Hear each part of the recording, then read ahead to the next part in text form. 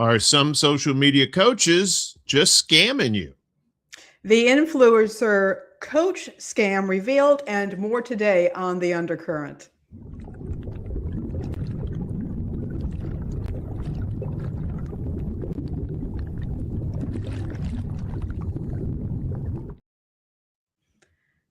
Greetings and salutations from under the sea. And from Arkansas. Which might as well be. No, yeah, we don't have to search much for stuff to report on these days, Uncle Warren.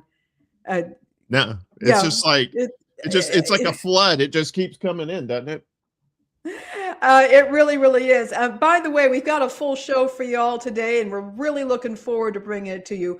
I did want to mention, though, if you are looking for what's going on in Minneapolis right now, Status Coup, which you can find all over YouTube or whatnot, they are doing some pretty good on-the-ground reporting. They got local people out there. They're following folks around. They're going to various demonstrations. If you are looking to see what's happening and you're not necessarily getting what you want from network television, check out what Status Coup is doing. They're doing some good stuff. Yeah, Status Quo usually does some really good journalism on the ground. They were they were on the ground there, the DAPL pipeline too, back when Obama was president. They were. Yeah, so good. Yeah, it's good to see independent journalists out there because our mainstream media is not exactly. Yeah, you know the thing. They're putting themselves in some danger. I mean, they are right up there. We know that journalists are often being targeted. They're often being perceived as being on one particular side. And from what we've been seeing from ICE officers, they're going after everybody. I mean, I don't know if you saw the photo of the ICE guys and Dan, whatever the hell his name is, the guy who's the head, he going through a local Target in Minneapolis. I mean, they're just marching through a Target. This is intimidation. They're knocking on doors. They're doing all kinds of crap. In that particular situation, they picked up a U.S. citizen who kept saying, "I'm a U.S. citizen. I'm a U.S. citizen." And they took him away, and I think they ended up dumping him in a Walmart parking lot or something, like 8 miles away or something like that. So they take him from a Target and bring him to a Walmart. I mean, yeah, maybe ICE works for Walmart. That's what it is. They're trying to recruit people, but that's not the way you do it, folks. Just saying, Yeah, and I don't know. I don't know either. But it's just these folks are really out of control. There's also a guy named Hawk. He's doing some reporting on YouTube. It's more commentary related, but he had a thing today about what's happening there, and he pointed out that the ICE officers really are being used by the federal government as bait because this administration wants to get stuff started. Oh yeah, I totally believe that now. It just seems like they're trying to push everybody's buttons to get us into another civil war and kill each other. And what's refreshing to see is, some people are taking the bait, but a lot of people aren't, because they've been lied to for so long that they smell a lie like a fart in the car. You know what I'm saying? It's like they're like, hey, this sounds like some sort of false flag or some sort of operation that they're doing, and because they've seen it over and over, and people have been exposing these tactics over the years. So there's really nothing new under the sun that they can do to try to propagandize people into doing this. So that's why you're seeing a lot of it's going to get a lot worse before it gets a lot better. So buckle up, folks. And it's not just here, it's around the world too. We're going to get that in a second. We got peeps in the chat. We got Chuck's Intergalactic UFO Show. What's up? Holy snow. Yeah, it is snowing here. It's a squallapalooza. Yeah, it's nice. It's nice and chilly outside, but it's not cold. It's only 23 degrees. I say that's not cold. My people down south are like, are you insane? That's the North Pole. But yeah, we got a little snow here, and we got Steve in the house. Steve Wolbrand over on the Book of Faces. Good to see you, Steve. Hope you're doing quite well. And Max RJ. Yeah. Kaka poo poo, what the shit? Yeah. Yes. That's a good little beat. Kaka poo poo, what the shit? Kaka poo poo, what the shit? All right, sorry. I get an earworm and then I can't get it out of my head. All right, I guess it's time for bad news. It's not like we got good news, right? All right, yeah. So, where's my thing? I gotta do this thing. Where's the thing? Where's the thing? There you go. There you go. The riptide.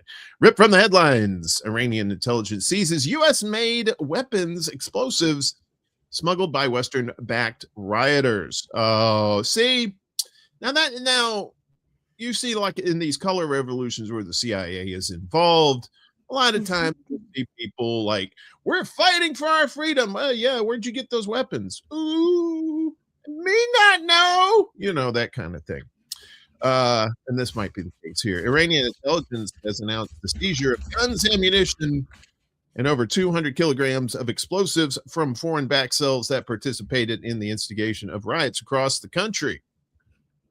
Now, a lot of these mainstream media outlets are claiming this is like that Iran is murdering these people, that they're trying to squash these protests. But this is the other side of the story. Many of these arms are U.S.-built weapons that were seized from militants, that's in air quotes, who had hidden them in homes across Iran, according to the intelligence ministry yesterday. State television also reported that several terrorist groups linked to Israel were detained in the southeastern city of Zahedan, or Zahedan. I hope I pronounced that right. According to SEPA News, armed groups linked to Israel, which recently infiltrated Iran through its eastern borders, were dismantled in a joint operation by Iran's Islamic Revolutionary Guard Corps, the IRGC, ground force, police, and intelligence forces in Zahedan. The report also reveals that U.S.-made weapons were found. Shocking! I know. What? The U.S. is trying to start crap for to overturn the government? Imagine that. The CIA? The CIA never. I've never heard of such a thing in my life. They're just an intelligence gathering agency, Uncle Warren. Intelligence has nothing to do with it. So yeah, U.S.-made weapons, oopsie sauce. The announcement comes as authorities in Iran have reportedly thwarted a U.S. attempt to provide internet to the country via Starlink. Iran had cut the internet across the country in recent days to prevent the activity of riot leaders linked to foreign intelligence. The internet was only cut after we confronted terrorist operations and realized that orders were coming from outside the country. We have recorded voices of individuals giving orders from abroad to terrorist groups, instructing them to fire at police forces and fire at demonstrators if police forces were not present. Their intention was to spread killing, according to Iranian Foreign Minister Abbas Araghchi. He told that to Al Jazeera yesterday. He also repeated recent warnings to the U.S., urging it not to test Iran by carrying out an attack on the country. They already did that last year when their nuclear plants were bombed. But they seem to recover pretty quickly from that, or at least they said they did. Iran's intelligence services have intercepted a major shipment of Starlink devices and other advanced electronics intended for espionage and sabotage. IRIB reported the consignment, originating from a regional country, was reportedly meant for distribution in provinces experiencing unrest. Some of the equipment was also slated for intelligence gathering operations near military and missile sites in preparation for a potential future conflict, the report went on to say. So Iranian authorities have significantly escalated internet restrictions by deploying military-grade jammers to disrupt Starlink satellite connectivity. The move marks the first documented large-scale effort by Iran to interfere directly with satellite internet, which has been viewed as a fallback during previous shutdowns. A U.S.-based activist group claimed on Tuesday that the death toll in Iran since the protest began has reached 2,000, alleging that the majority of these were protesters killed by the government. However, Iran's Tasnim news agency said that that over 2/3 of the dead are being classified as martyrs, suggesting that they have been killed by armed anti-government rioters. So, and we saw this on October 7th, where it said it turns out that it wasn't Hamas who had killed all those people. The majority of it was done by the IDF themselves in the what is it, the Hannibal initiative, where they don't leave hostages alive, is something like that. I think it's the Hannibal. I could be misquoting that, but the United States, what do they want with Iran? What do they want? They want to weaken Iran, so Israel can fulfill its dream of the Greater Israel Project, which is taking territories from around the region and forming what the name says, a Greater Israel. So, I mean, what do you think's going on? Do you think this is? I think it's a little bit of both. I think they are cracking down hard on these people, but at the same time, it's also being instigated by the West. What do you think? I think, yeah, I mean, I think that there is very. This is not this is not. You can't just say that it's not a black and white, as they say, situation. This is not a binary situation. That I think the people of Iran are struggling under a repressive regime. Much of this came about because the nation was and has been perpetually interfered with. And sanctions too. Don't forget the sanctions too. That always we have the sanctions, we have the interference, but this has been going on. We've had democratically elected leaders over there were being deposed because Winston Churchill asked the CIA to help out with that. And this has been going on for a very long time. They have been interfered with. I obviously, and it's very easy for these countries, for people to use propaganda and complain about women being forced to wear the hijab and various civil liberties being curtailed, and that's all very true. And I have objections to anything that oppresses women or that cracks down on freedom of expression or freedom of religion. But at the same time, that's really easy pickings. That's really low hanging fruit, that they have been perpetually interfered with constantly by outside agitators, and the agitators being foreign governments like the U.S. That are working on behalf of, as you pointed out, Israel. Yeah, this is what's happening. So what I do think is I think you have a repressive regime against a frustrated and angry population. And the frustrated and angry population is probably also frustrated and angry with the U.S. and being interfered with. This is the kind of poison that happens when countries decide to not mind their own business, but instead use their resources not to uplift and support their own citizenry, but to interfere with other countries to serve certain geopolitical goals, and of course that of capital.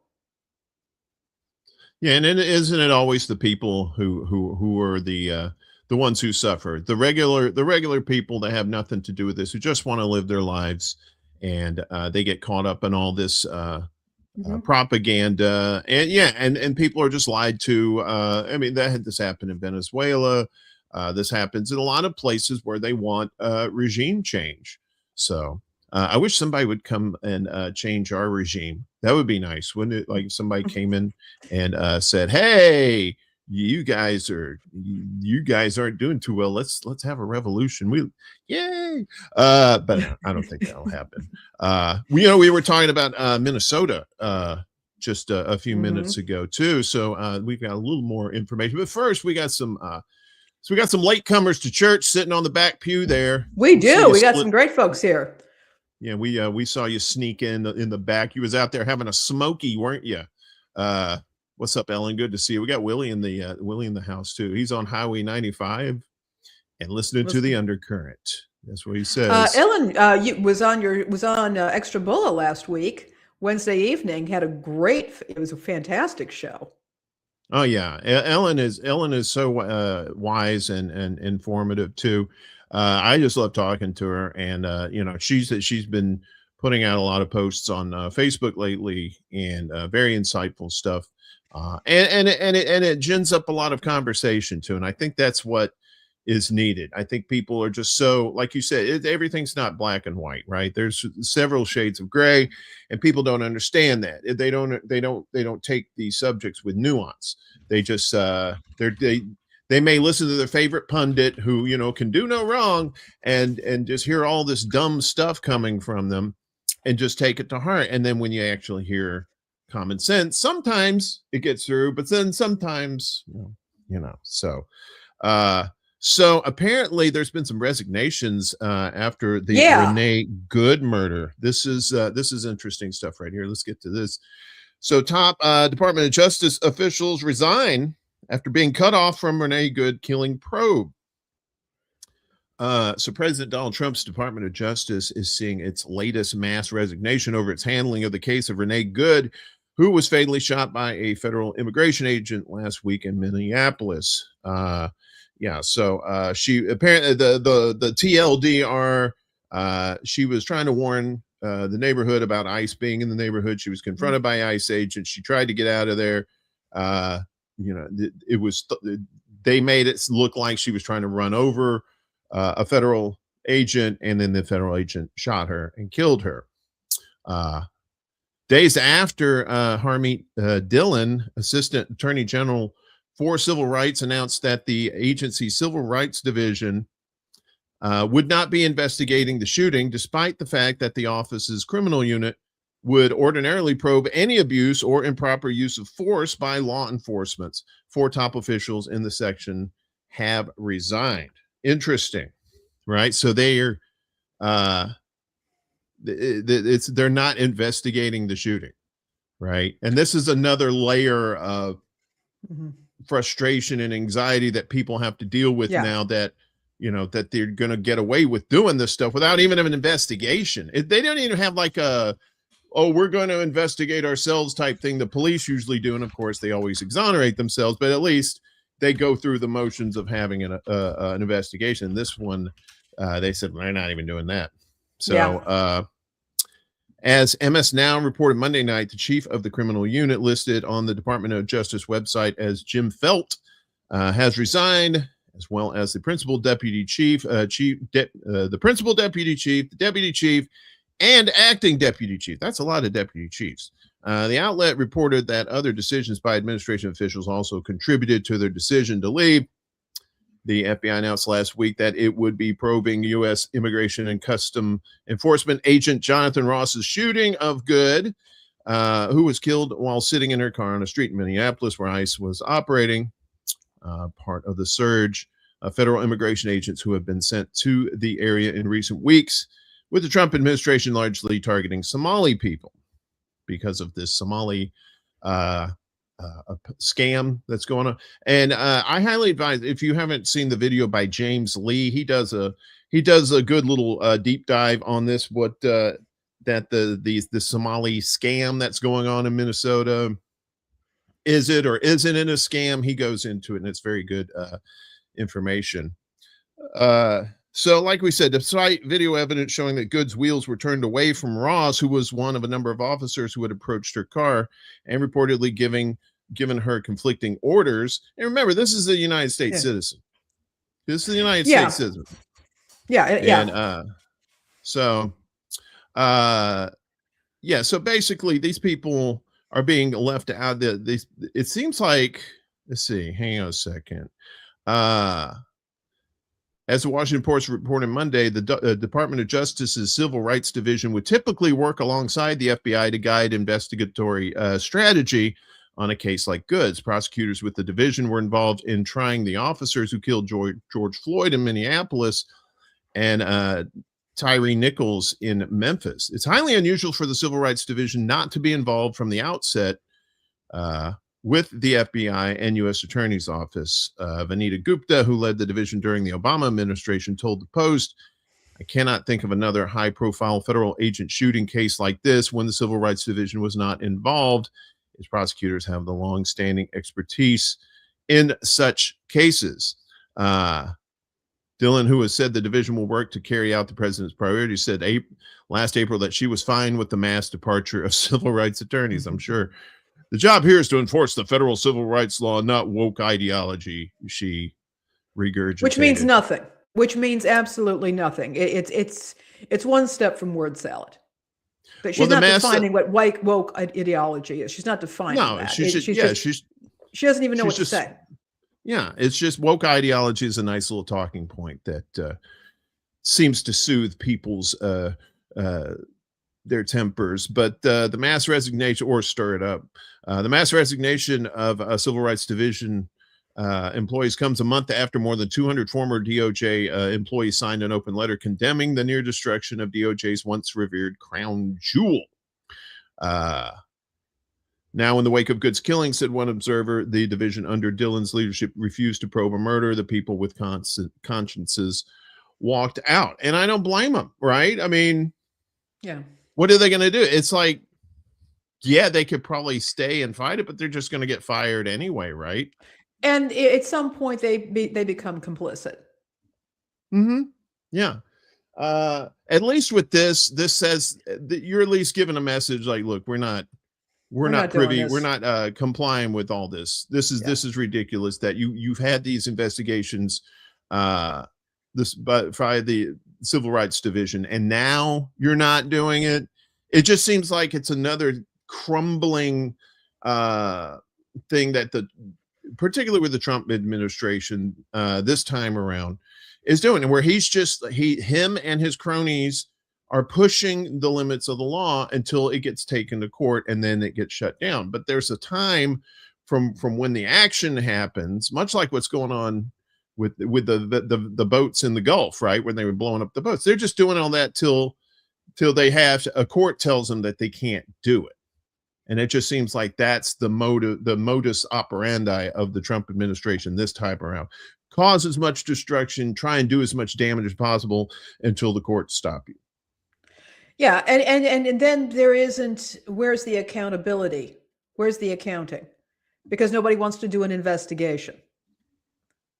Republicans are in charge of the House. Republicans are in charge of the Senate. Of course, your president is Democrat, and you have a 6-2, 6-3 margin of conservatives on the Supreme Court. So they're emboldened by doing, and this is not just a left-right thing or anything like that. I'm not trying to couch it like that. I'm trying to tell you that this is actually happening. It don't matter what your political striping, and it affects everybody of every political stripe. And people say, well, it don't affect me. Well, eventually it will. Look, an unarmed woman was shot in the face. Yeah. A medical doctor was prevented from getting to her. May not have done any good, but decency would have allowed for that. Yes, this absolutely can happen to anyone. I want to say it was Philandro Castile. It may have been him who was shot. Again, he had received conflicting orders from the police officer. I believe it was him. There were some protests around that. Again, when you have law enforcement who are not trained to give clear orders, and then when they think the orders aren't being followed, blow somebody's head off, there's a major problem. There needs to be an investigation. Well, this should not have happened. None of this, and this could happen to any of us. We've seen this, and we've been hearing this from a lot of Black content creators. And they're saying, guess what? Yeah. Guess what, folks? You thought you were immune to this? No, you're not. And this is what's happened. Yeah, there was another incident too, where somebody was pulled over or something by ICE, and this was another citizen, and the person was pushing back, and the ICE officer said, it referenced the shooting of Good and said he told the lady, he said, "Don't you understand what happened yesterday?" Like it was like he was threatening her. Like it can happen again. They become emboldened now. They are emboldened. And sorry, go ahead. Oh, well, I was just going to say that they're emboldened now, and that may lead to other acts of violence from people just trying to protect their own neighborhoods. Right now, they're just doing the peaceful protesting, but people have limits. and especially if people are getting like deported, that they know, that loved ones deported, or people getting murdered that they know, and with no, like you said, no consequences. We've seen this in the past. It's not me just like trying to stir up stuff. We've seen this happen in the past. You press people to the point, they're gonna respond. Well, here's, a friend of mine pointed out, and she had a very dark thought, but she's a very intelligent person, and she said, look, the fact that the asshole who murdered Renee Good said immediately after blowing her face off, fucking bitch. Okay. That is something that men say to women. It's gendered. It's a gendered slur. And this is they say when a woman makes them angry. And he said, how many more of these yahoos are going to join ICE because they can kill fucking bitches? They can do it like that. You mentioned, that guy mentioned to that other person, you saw what I did to her. Saw what happened to her. Yeah. If you're a misogynist, I mean, it's not just about race at this point. At this point, you're a misogynist. Hey, you get to go up there and you get to F up white women. Yeah. White liberal women too. That's who they that's really the extra, hate. That's the extra juicy part right there. It's like, they're like these people like Dan Bongino, he's like the assistant FBI guy who was always on Rumble, like coercing these people and saying that these damn liberals, these damn people trying to destroy our country, we got to push back. And these idiots that join ICE thinking, I don't think they're trying to help people. I think they join because, like you said, they get to crack heads. And in our own country, folks. Speaking of which, I'm going to put into the comments a link to a book that I read a couple years ago. It's called Prophet Song by Paul Lynch. It won the Man Booker Prize. It is about Ireland falling into fascism, and it's a fascinating read. And I'm beginning to. Good God help me! I'm having flashbacks to this book at this point. But it looks into how quickly this all can happen. The link is in there. You can pick it up at the library. Do support your local library. It's free to take out books. Oftentimes libraries do have ebook readers that you can actually borrow ebooks, audio books. Again, they have setups with free apps for that. This is a book that I would encourage people to check out right now about just how quickly this sort of thing can happen. But we're at a point here, and as you point out, Uncle Warren, you're right. It's one thing if it's an activist that somebody doesn't know, but when they find out that a coworker, a spouse, a child, a niece, or a nephew gets a threat from one of these invaders who have no ties, no connection to this community, no accountability, no friends or family who can restrain them and say, hey, you grew up next to that guy, just behave yourself. Something could snap. And I think the administration wants that to happen. And it's disturbing. Well, it's just another way to divide people. I think, like I said, I think they really do want Civil War 2.0. I don't think they're going to get it though. I mean, they're trying, but I still believe in the resilience of humanity. I mean, it kind of dwindles a lot each day, but it's still there. And apparently in New York, I don't know if this is just virtue signaling or if this is actually a real thing, but apparently the New York governor will push for state lawsuits against ICE agents. So, like I said, I don't know what that'll do, but let's read this. So Governor Kathy Hochul yesterday endorsed legislation that would allow New York residents to sue ICE agents in state court for civil rights violations and escalation of efforts by Democratic-led states to rein in the agency following a woman's fatal shooting in Minneapolis last week. During her annual State of the State address in Albany, Hochul said protecting New Yorkers was her top priority. And that now includes standing up to ICE agents who abuse their power. Power does not justify abuse, Hochul said. And if someone's constitutional rights are violated here in the state of New York, I say they deserve their day in court. Hochul's support for related proposals in the legislature comes as Democratic governors and lawmakers from around the country are seeking ways to try to blunt what they consider overly aggressive federal immigration tactics. Well, that's putting it lightly, under Trump.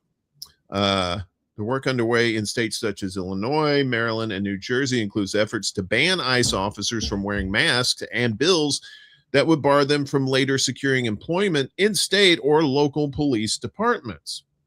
If approved, Hochul's push to open up ICE agents to civil liability would almost certainly be challenged by the Trump administration.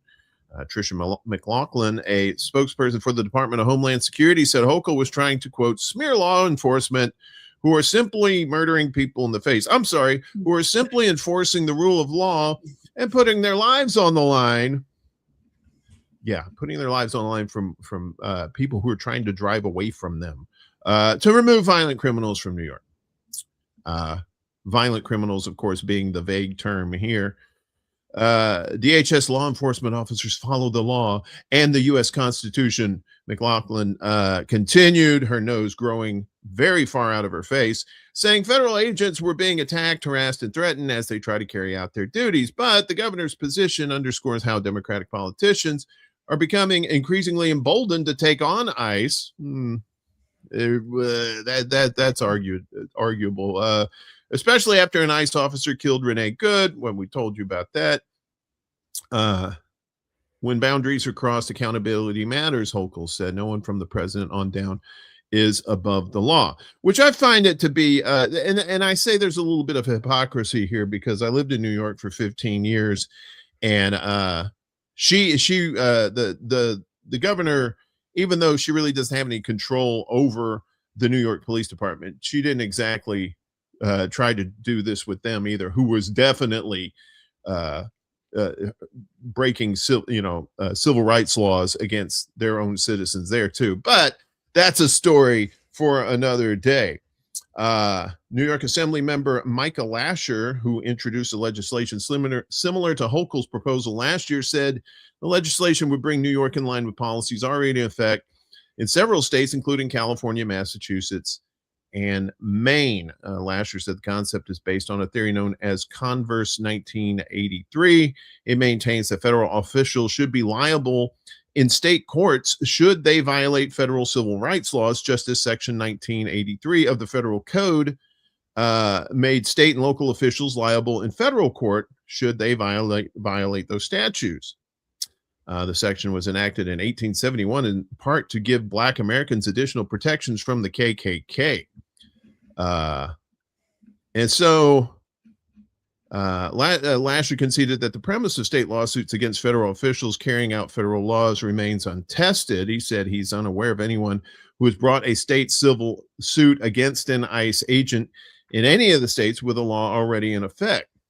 I believe the private right of action itself would be pretty hard to challenge, he said, but you're going to see cases where federal agents try to move their case to federal courts. We will not allow masked ICE agents to storm our schools, our daycare centers, our hospitals, our targets, our houses of worship for civil immigration raids unless they have a judicial warrant, they said. So that brings to question, does federal, no pun intended, does federal trump state?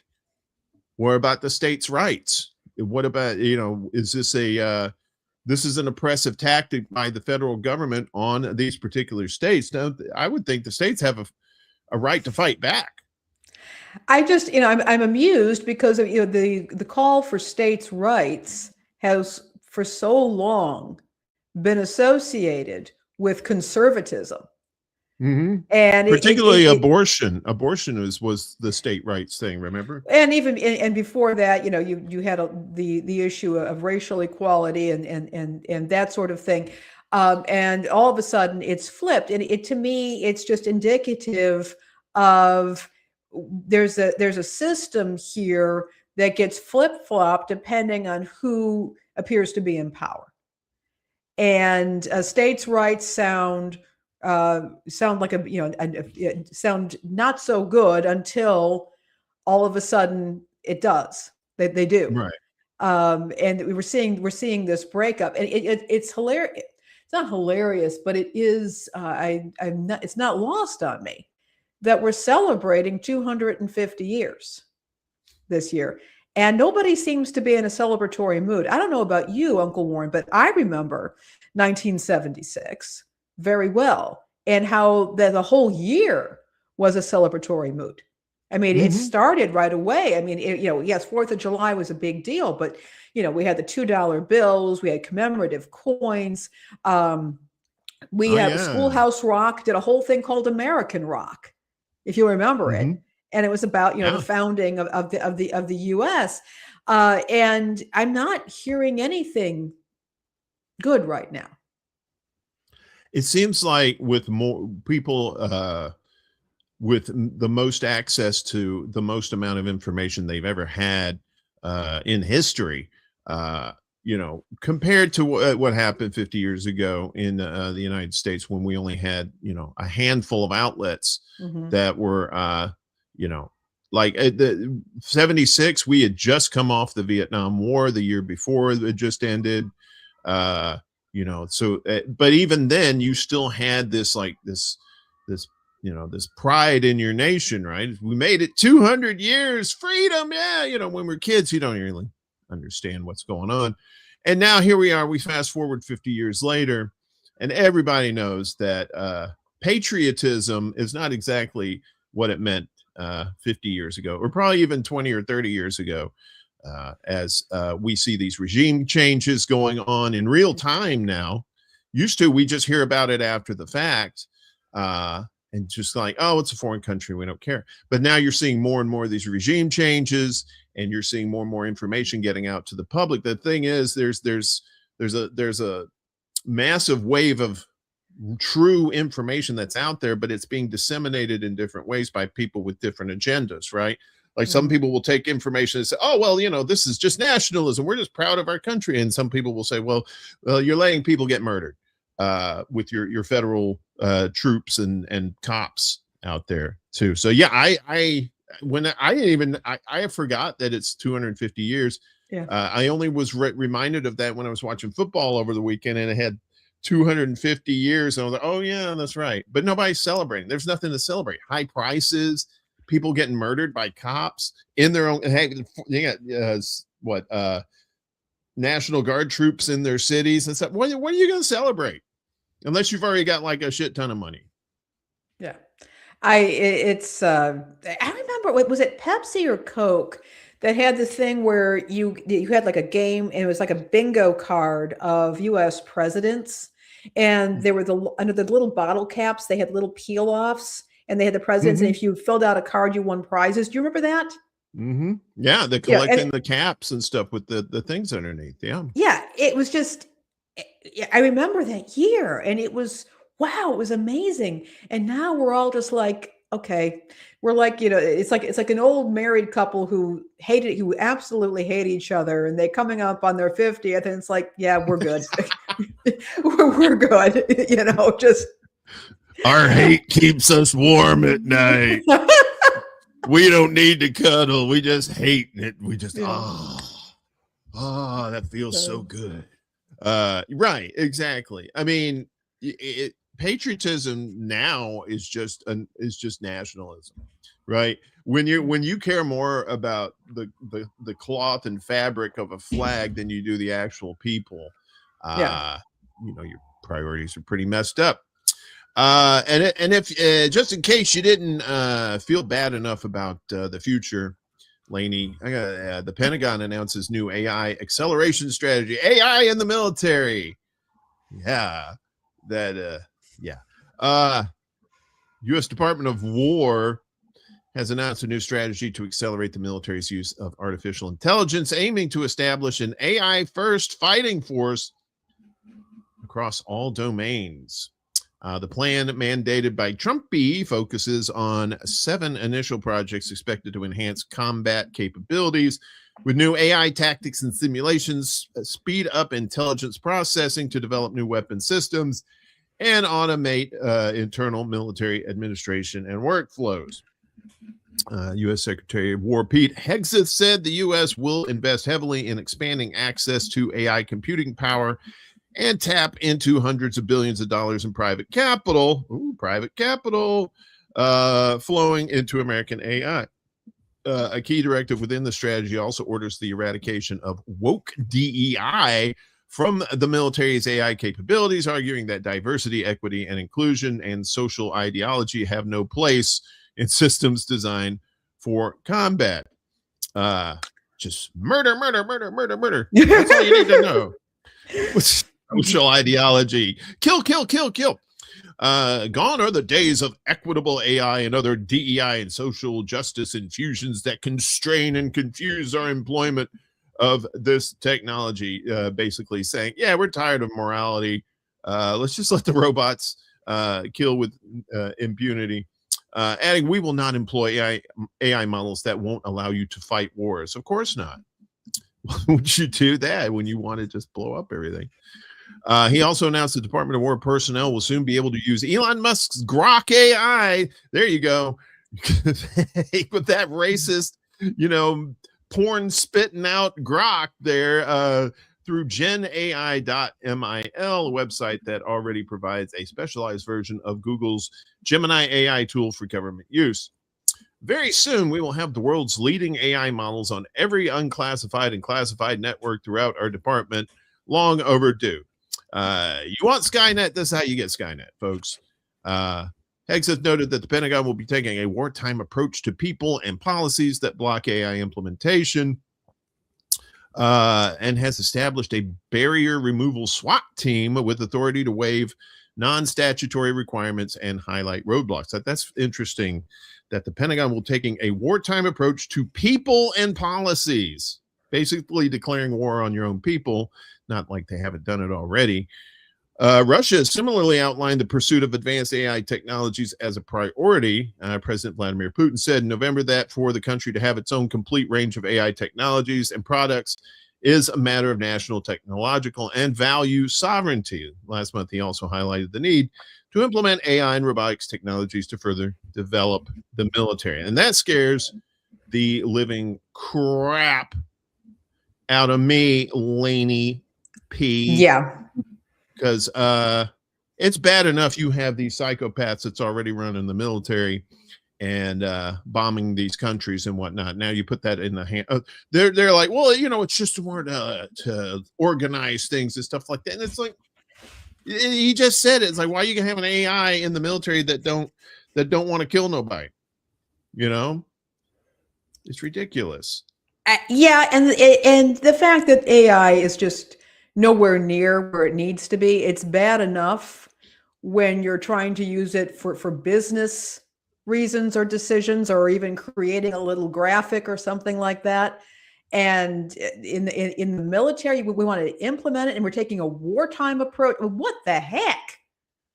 Yeah, of people trying to stop it, right? Yeah. Yeah, and it's like AI. But the thing with AI too, also, is you have these data centers, right? Mm-hmm. That a lot of these communities have been blocking, right? Yeah. Been keeping these data because they use up all the resources, and they either use up all the resources, and whatever resources are left in those communities, the price of those resources goes sky high just because of these data centers. And now the military, the biggest polluter on the planet, is also going to be, going after these essential minerals and stuff to create these data centers. That's me and my buddy Ed were talking about this the other day about why do they really want Greenland, right? Is it oil? So there's natural resources there. Yes, there's a proximity to there's the proximity to the Arctic Circle where you have access to, attack Russia or China better, but it's also because of the natural resources there, and possibly to create more data centers for the military themselves. And I also believe it's also just trying to gin up further discontent and confusion. Mm-hmm. Everything that's happening has multiple uses.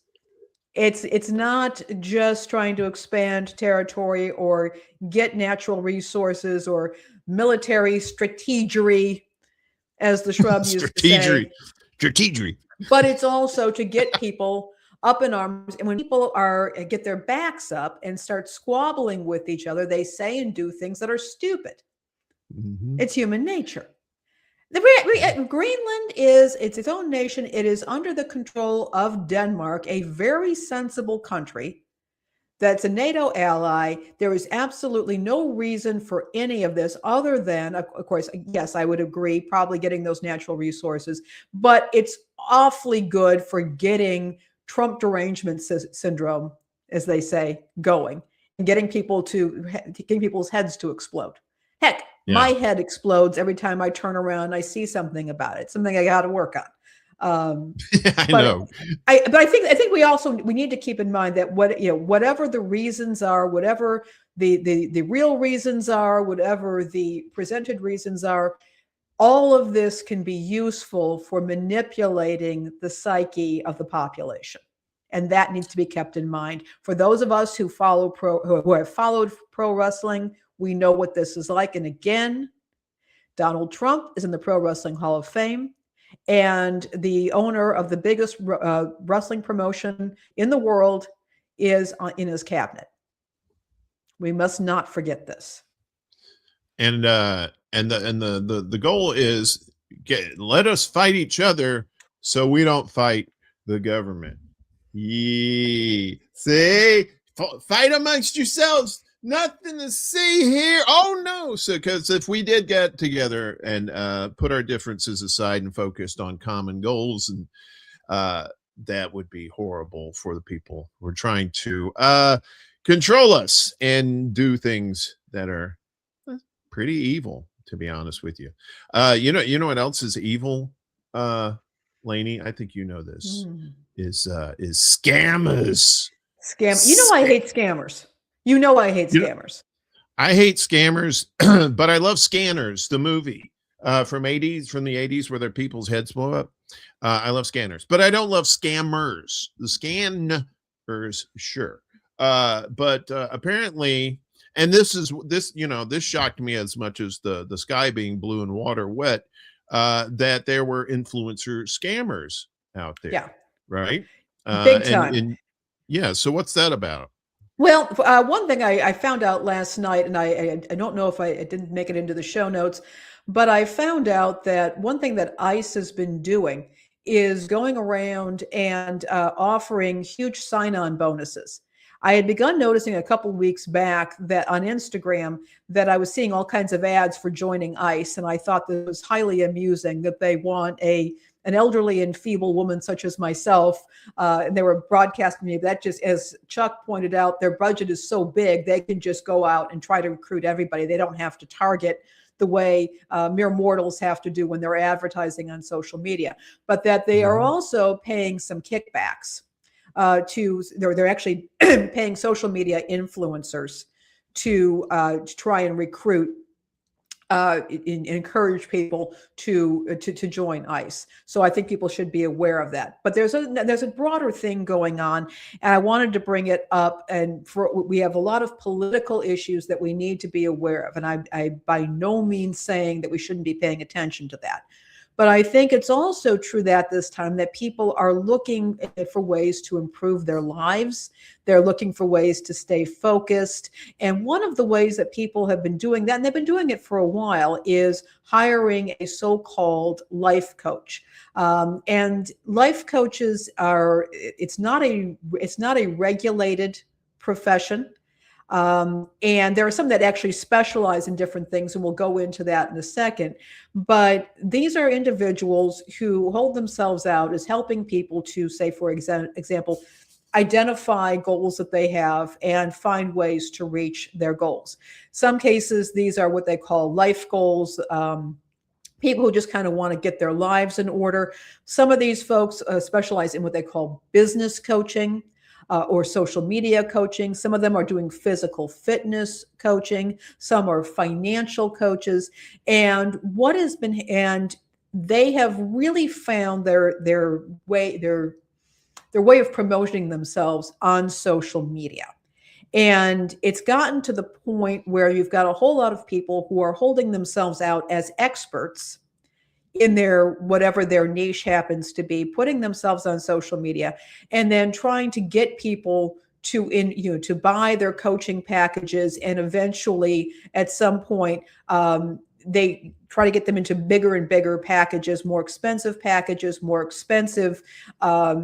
seminars and books and programs. And in some cases, then they try to suck you into a program where they teach you how to be a life coach.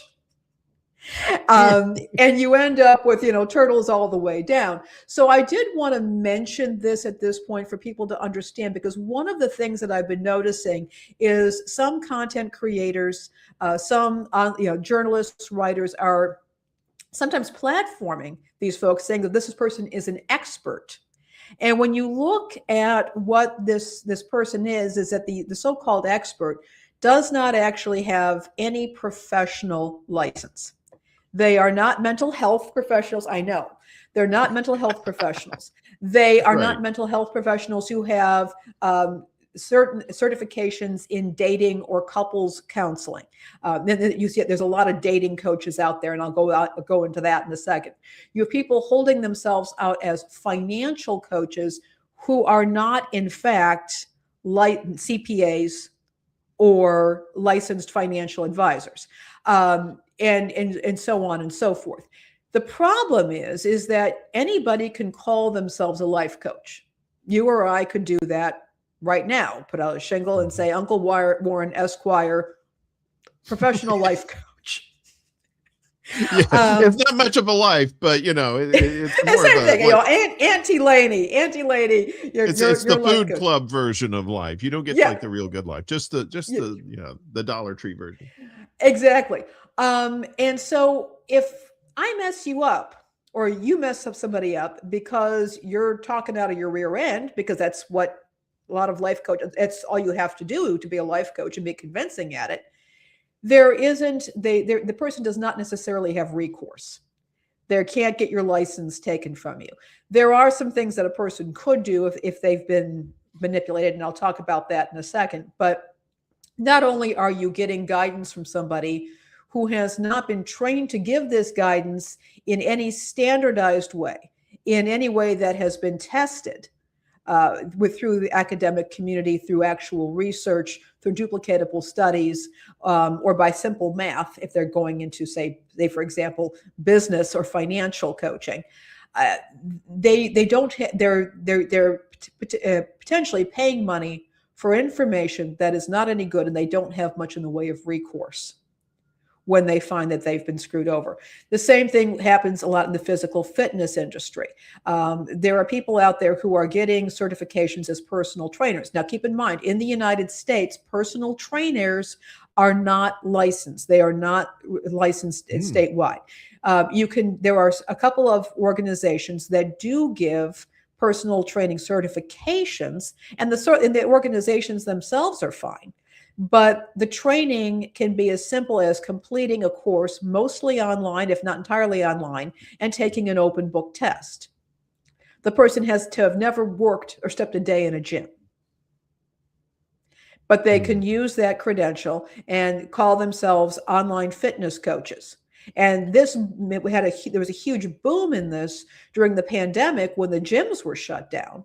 Yeah, which made sense. But what happened is that you had third-party companies that came in and started selling online fitness coaching packages to people for social media. If you go around social media and you look at what these life coaches, fitness coaches, financial coaches, whatever, are doing, you will see a lot of duplicated content.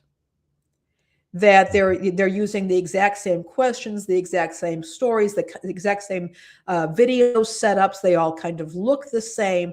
In many cases, it's because, or even recipes, they may be giving out recipes and you say, wait a minute, I saw that somewhere else. It's because there are third-party companies that are actually providing them with this.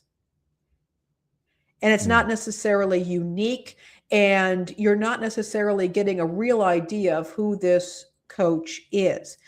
And so I urge people to be very cautious around this. The other thing that we're seeing, and which really concerns me, is in the area of so-called dating coaching.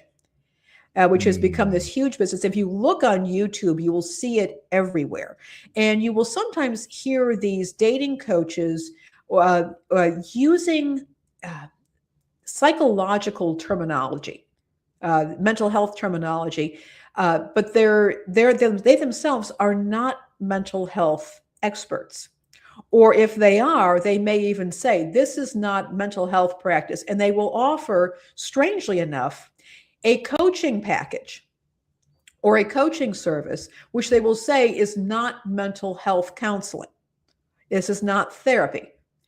Well, why would somebody who trained for a very long period of time to receive a mental health license, a license, either they're a psychologist, a psychiatrist, family counselor, a licensed professional counselor, clinical social worker, why would they want to practice something that they didn't train for?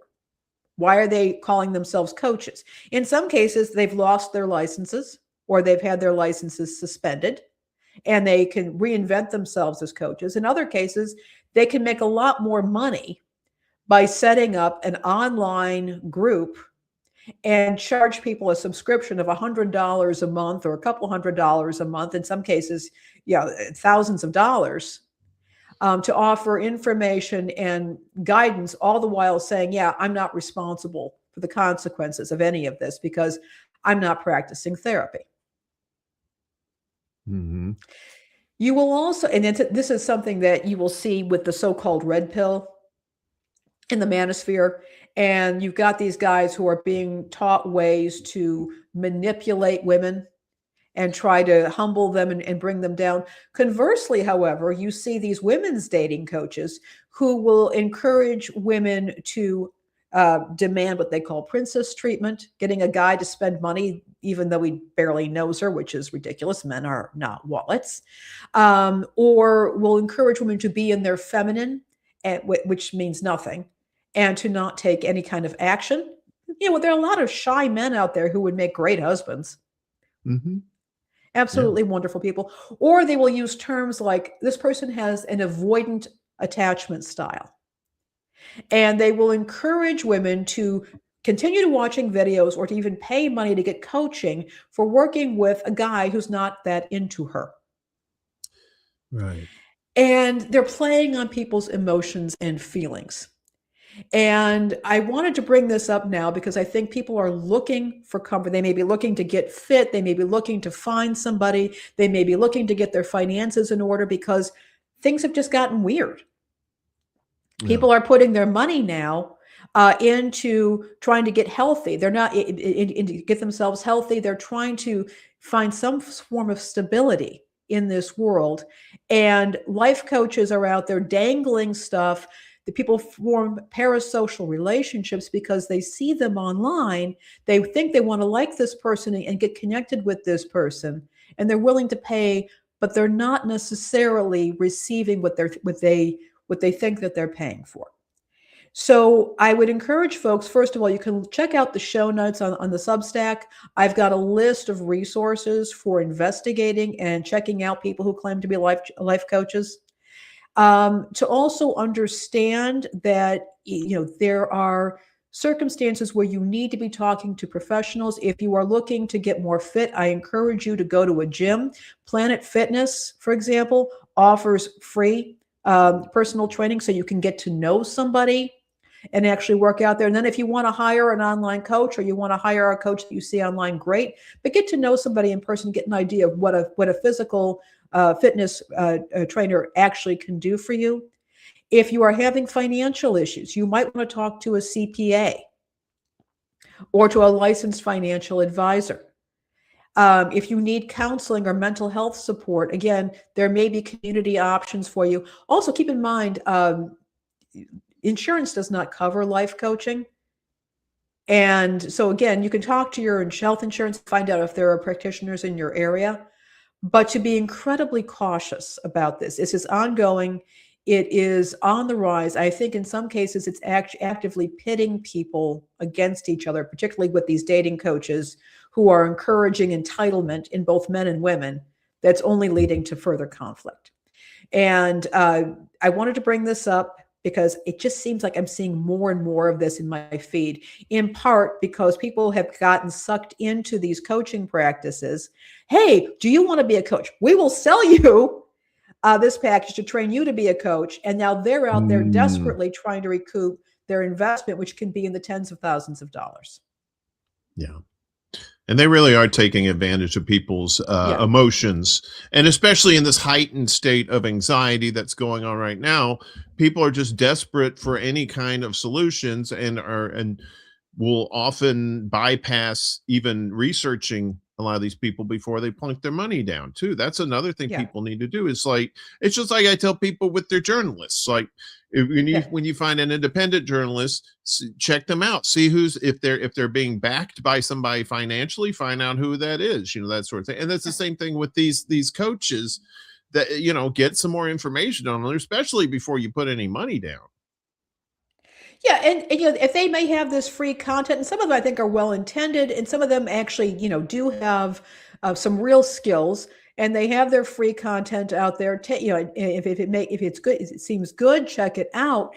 But there's nothing wrong with digging a little bit deeper to find out what their training is. I received, for example, fitness coaching. I did hire a coach. It was online, but I investigated the coaching practice, and these folks had some very serious credentials, academic and in physical fitness. My coach, for example, in addition to having a fairly high level of certification in the United Kingdom, which is a much more stringent process, she also had a master's degree in counseling psychology. She was working for a practice that had world-class athletes that were involved.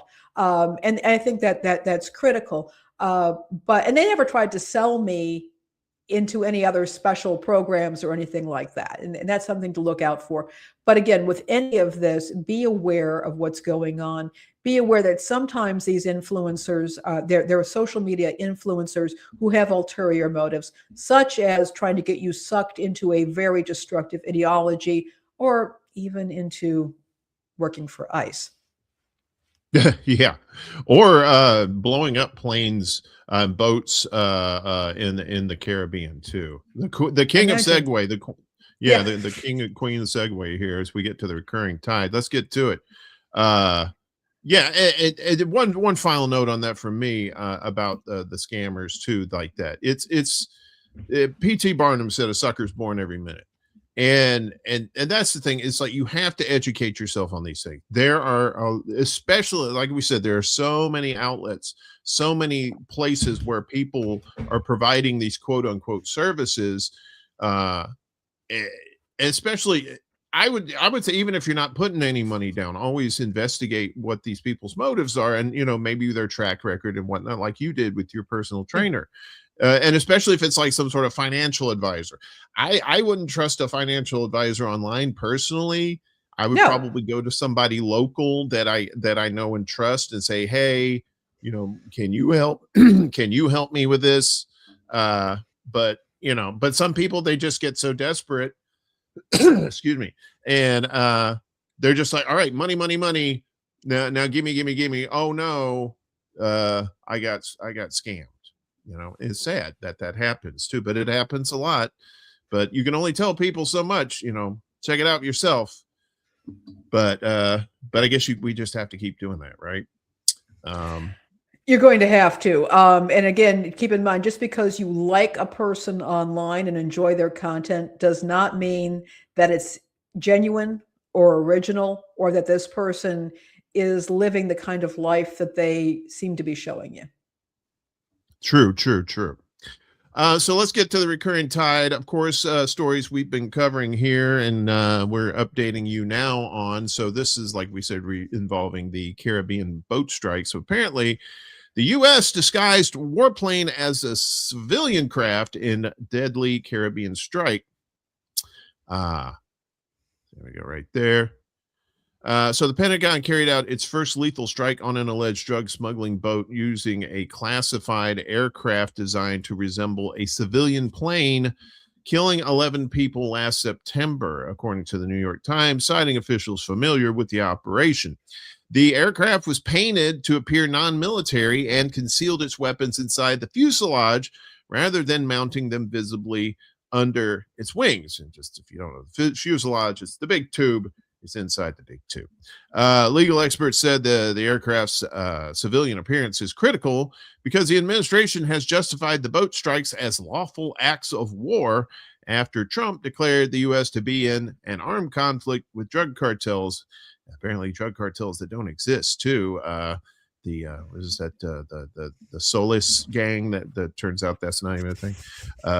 Under the laws of armed conflict, however, combatants, excuse me, combatants are prohibited from disguising themselves as civilians in order to deceive adversaries into lowering their guard before launching an attack. Such conduct constitutes perfidy. Perfidy? Recognized perfidy? That's, man, I'm dumb. I don't know what that is. What does perfidy mean? It's bad agent, being a bad actor. Oh, okay. Okay. So such conduct constitutes being a bad person. I reckon being a bad person is a recognized war crime, by the way. I just made that up. Retired Major General Stephen J. Lepper. That's an unfortunate last name. A former deputy judge, advocate general of the U.S. Air Force, said that if the aircraft was deliberately painted to conceal its military identity and approached close enough for those aboard the boat to see it, the strike could meet the legal threshold for perfidy, bad acting. Shielding your identity is an element of perfidy, Lepper stressed as one of his body parts fell off. If the aircraft flying above is not, you said saying, and if he couldn't hear, he'd be Def Leppard. If the aircraft, I know it's, you didn't come here. You're going to create hysteria here, Uncle Warren. I'm a getting it.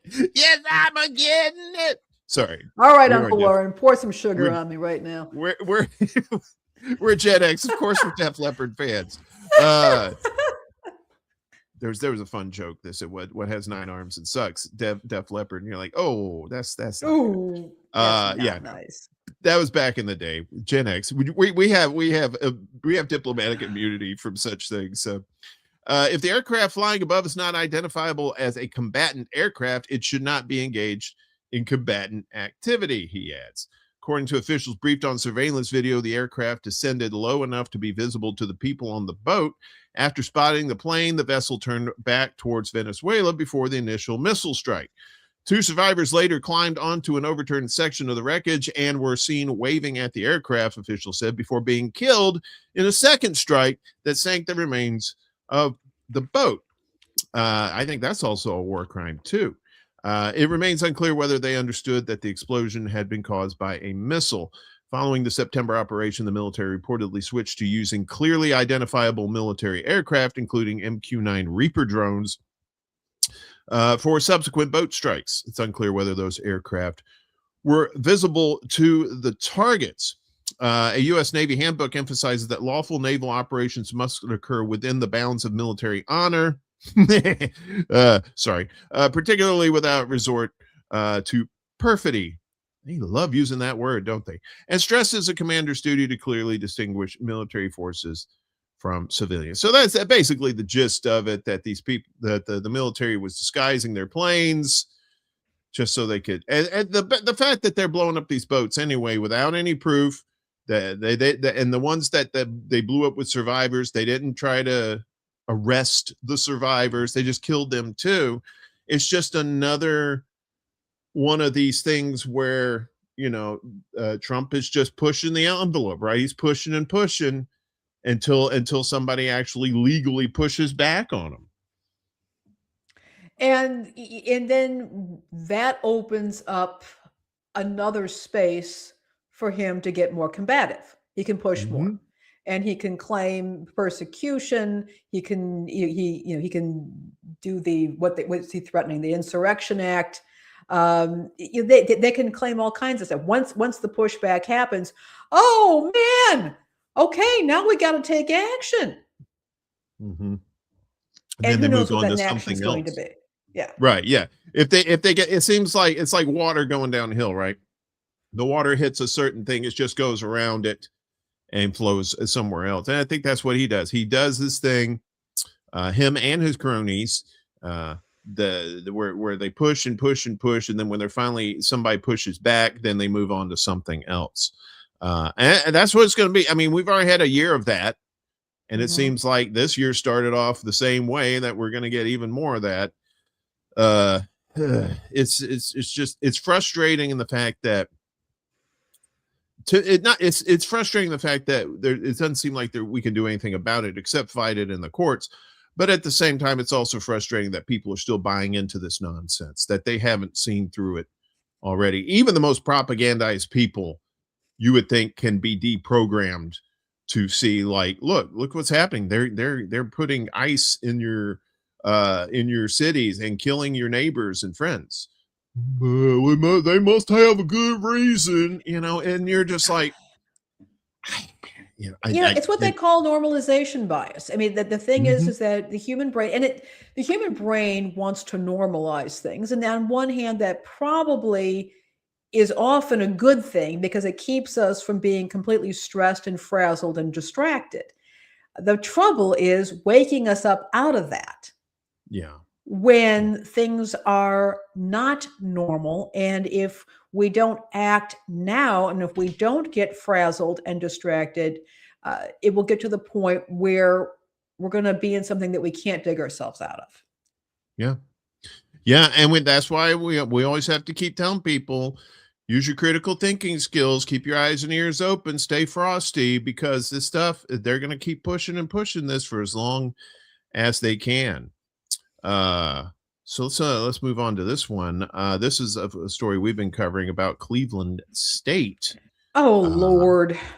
WCSB sues Cleveland State, alleging it had a secret plan to shut station down. Ah, yes, those ominous secret plans of college radio. And you'll recall, we were reporting on this from the very beginning. This is the college radio station it was a student-run college radio station that was effectively, it wasn't sold, but it was given away to another organization outside the university, and without the students getting any kind of real notice. And in fact, the programming was cut midstream and it turned over to light jazz, of all things. And the students are not letting go of this. And I say, God bless them. Well, Monday morning supporters and ex-DJs of the axed college radio station WCSB filed a lawsuit against their former host, Cleveland State University, in county court. In a 14-page complaint filed in the Cuyahoga County Court of Common Pleas. That's a lot of C's in there. WCSB DJs claim that CSU President Laura Bloomberg covertly schemed to quiet the station's criticism by transferring the antenna to IdeaStream. And then they allege making it seem like a win-win situation. IdeaStream gets a new terrestrial signal. CSU students get a swath of new internship opportunities. And plus, don't forget that light jazz. That should be your top priority, Junior. What's wrong with you, college?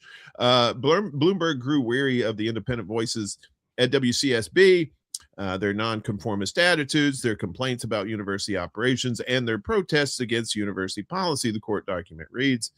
At some unknown point, as these protests were ramping up, it states, CSU began secret deliberations and discussions to sandbag WCSB with a plan to shut it down. The suit comes roughly 3 months after Bloomberg announced on October 3rd, like we said, that WCSB's offices off Chester Avenue would be vacated after nearly 5 days of broadcasting, and 3 months after former station manager Allison Baumgardner, who was one of the plaintiffs, was barred from the studio. Well-attended protests like the one that took place outside the City Club in mid-October followed. Former DJs banded together around XCSB, a guerrilla recreation of the station. That's cool. Guerrilla radio.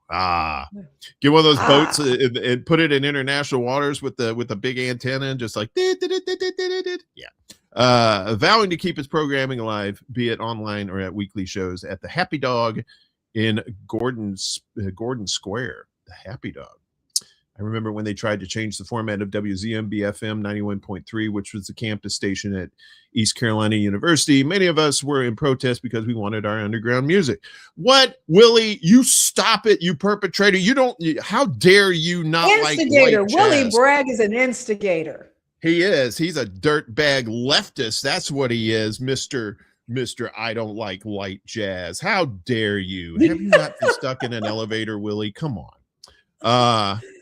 But Monday's filing marks the first serious legal involvement between the two entities. Baumgartner and crew are asking not only for transparency surrounding Bloomberg's so-called plan via the release of public records, but also for CSU to invalidate the operating agreement between them and IdeaStream. What's up, Kate? Good to see you. Good morning to you. And Amber, too. What's going on, ladies? What's up, Good ladies? To see y'all. Yipper's in the house. He was mentioning something about Greenland. Is a major Inuit population facing colonial problems. Yeah, of course. Even in 2026, colonizing, it's in vogue. So their claim is that Bloomberg and Cleveland State knowingly violated civil rights law when it held supposed private talks with and without IdeaStream to figure out how it could do away with WCSB.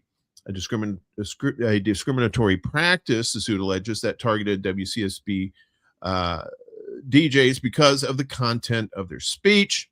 If the suit progresses, Cleveland State could reach an agreement or proceed to a trial by jury later this year or in 2027. I love how those how the swift courts, right? You got to wait at least a year. Both CSU and Baumgartner refused to comment. If the DJs are successful, it's possible that the thousands of items still locked on the fourth floor of the campus international building, from Hungarian records to vintage comic books, would be returned to the students and volunteers that once had access to them. Wow. Yeah. I mean, this is, good on the students and their supporters for not letting this go. It would be real easy to let this go. Yeah, because I mean, you're only in college for a certain amount of time, so a lot of times people would just be like, "Oh well, it was a good run," and then and then move on. But a lot of these people in the community too are getting involved too, right? Yeah, and I mean, I think it's fantastic. I think it shows the value of this station. I think, sometimes I think people don't speak up until they lose something. How many times, or until it affects them. Yeah, until it affects them. They just don't. And it's one thing that I've learned in this, being in this space and doing, radio shows and that sort of thing, is people don't always speak up if they like what you're doing. Unless they meet you. Oh, you really helped me out with this, or you really inspired me to do this. Or, I remember being at a wine bar once, and a guy next to me, I had a show about wine on a local radio station, and I'm sitting there talking with the staff, and the guy next to me says, "By the way, I love your show." And it's like, they weren't even calling me by name, but he recognized my voice. And it's like, and so people don't always realize how much these things mean to people. It would be great if people spoke up a little bit more. I would just encourage, I'm not saying that for us, I'm saying for anybody, if there's somebody in a space that's doing this sort of thing, letting them know that you appreciate their work is great. But what is really kind of cool is just seeing this community rise up and saying, we're not letting this go. What happened here was plain wrong. This was disrespectful. It is not the way you raise up the next generation of what are supposed to be leaders. It's emulating poor ethics that this university is really disgraced itself. This is a testament to Gen Z on this too, that they're not willing to just roll over and take it.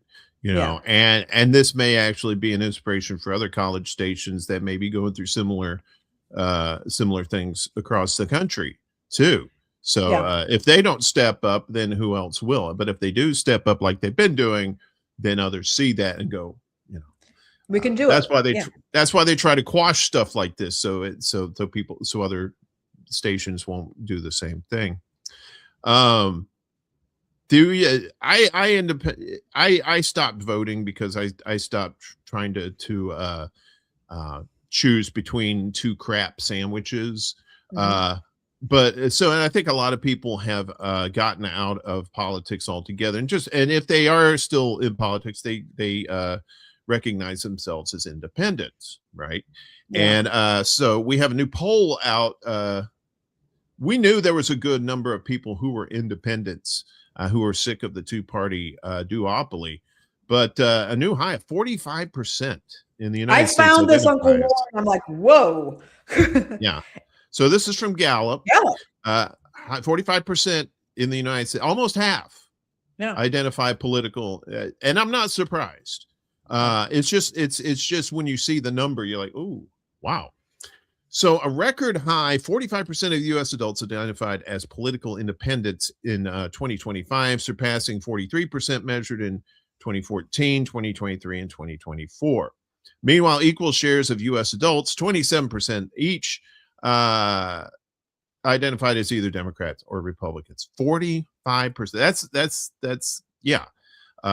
So you have 27% for Democrats and Republicans, 54%, and then 45% for, I mean, that's almost a split right there. In most years since Gallup began regularly conducting its polls by telephone in 1988, independents have been the largest political group, even though technically they're not a group. It's kind of like Antifa. It's not a group, it's an idea. But you have independent voters out there. However, the independent percentage has increased markedly in the past 15 years.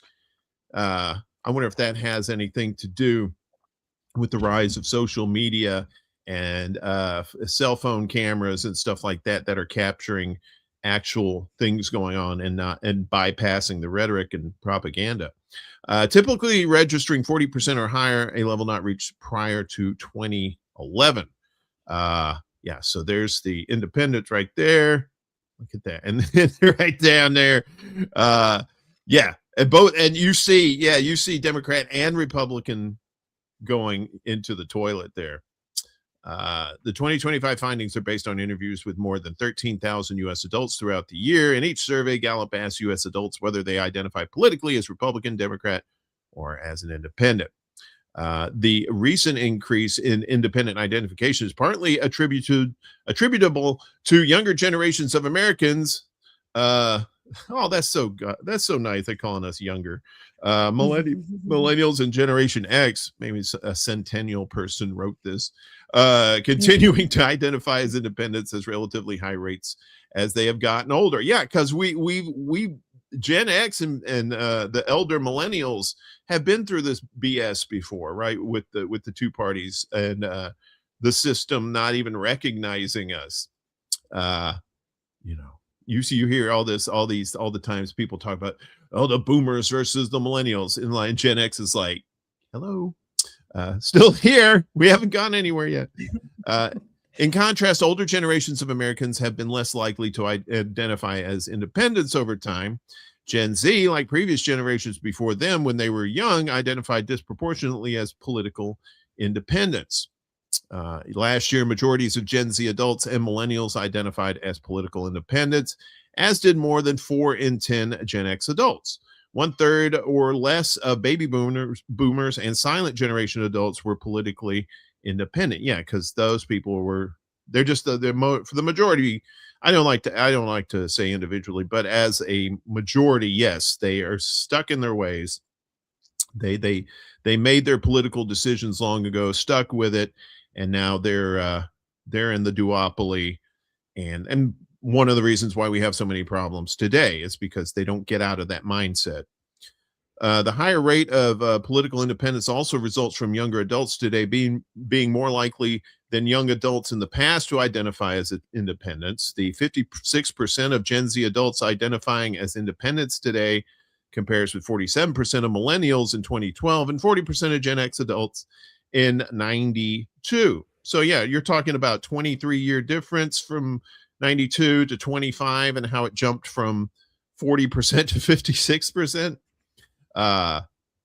So, and this goes on here, changes in U.S. adults party identification and leanings. So Republicans in 2024, 28% identified as Republican. Then it dropped down to 27 last year. And you see they're just dropping out of here. Democrats too, 28 to 27. Democratic leaning independents rose, as did non-leaning independents. And then Republican leaning independents also dropped too. But I think that may have been a Trump factor right there. Why so many dropped like that they fell in line. Yeah. And so there's more statistics here. Like we say, this will be in the show notes and you can see all the numbers here. Yeah. But by and large, the more it seems like the more information you get about what's going on in the world, the less inclined you are to support a particular political party. And I'm thinking about it's interesting. I remember, of course, when John Anderson was a viable third-party candidate back in 1980. Yeah, you remember him, and also H. Ross Perot when he was running. And so, I do remember a time when there were people who were considered to be viable third-party candidates. It's unfortunate that the parties have become so mired, and I've had so many people criticize me for my refusal to vote for either party's candidate in the presidential elections. I will do things on a local or even a state level. I will vote differently. But for the presidential elections, I flat out refused to. And I've had people criticize me. And I'm saying, look, I'm not going to be part of a system. I'm not playing into this anymore. And that was my reasoning on all of it. And I've had people very angry with me. I think some of them don't really understand where my politics are, but that's fine. But who've gotten very angry with me for either doing write-ins or refusing to vote entirely in these situations. So absolutely. And when I saw this, I was very shocked. I was very shocked to see it, but it could indicate people perhaps, at least on the federal level, are just no longer have any real faith in what they're seeing. I think there's still some credence in state ballot initiatives and voting on the local level too. Mm-hmm.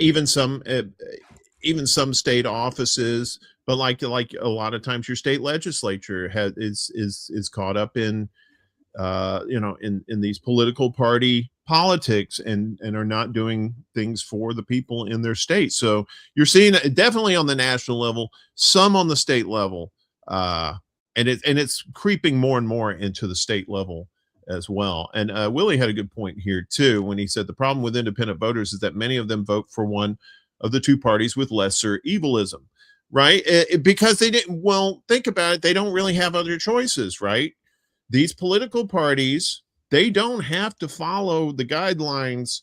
That they need to have fair elections, but they can choose whoever they want for their party nominee for president. And we saw this last year, well, the year before last, with Kamala Harris, who was, once Joe Biden stepped aside, mm-hmm.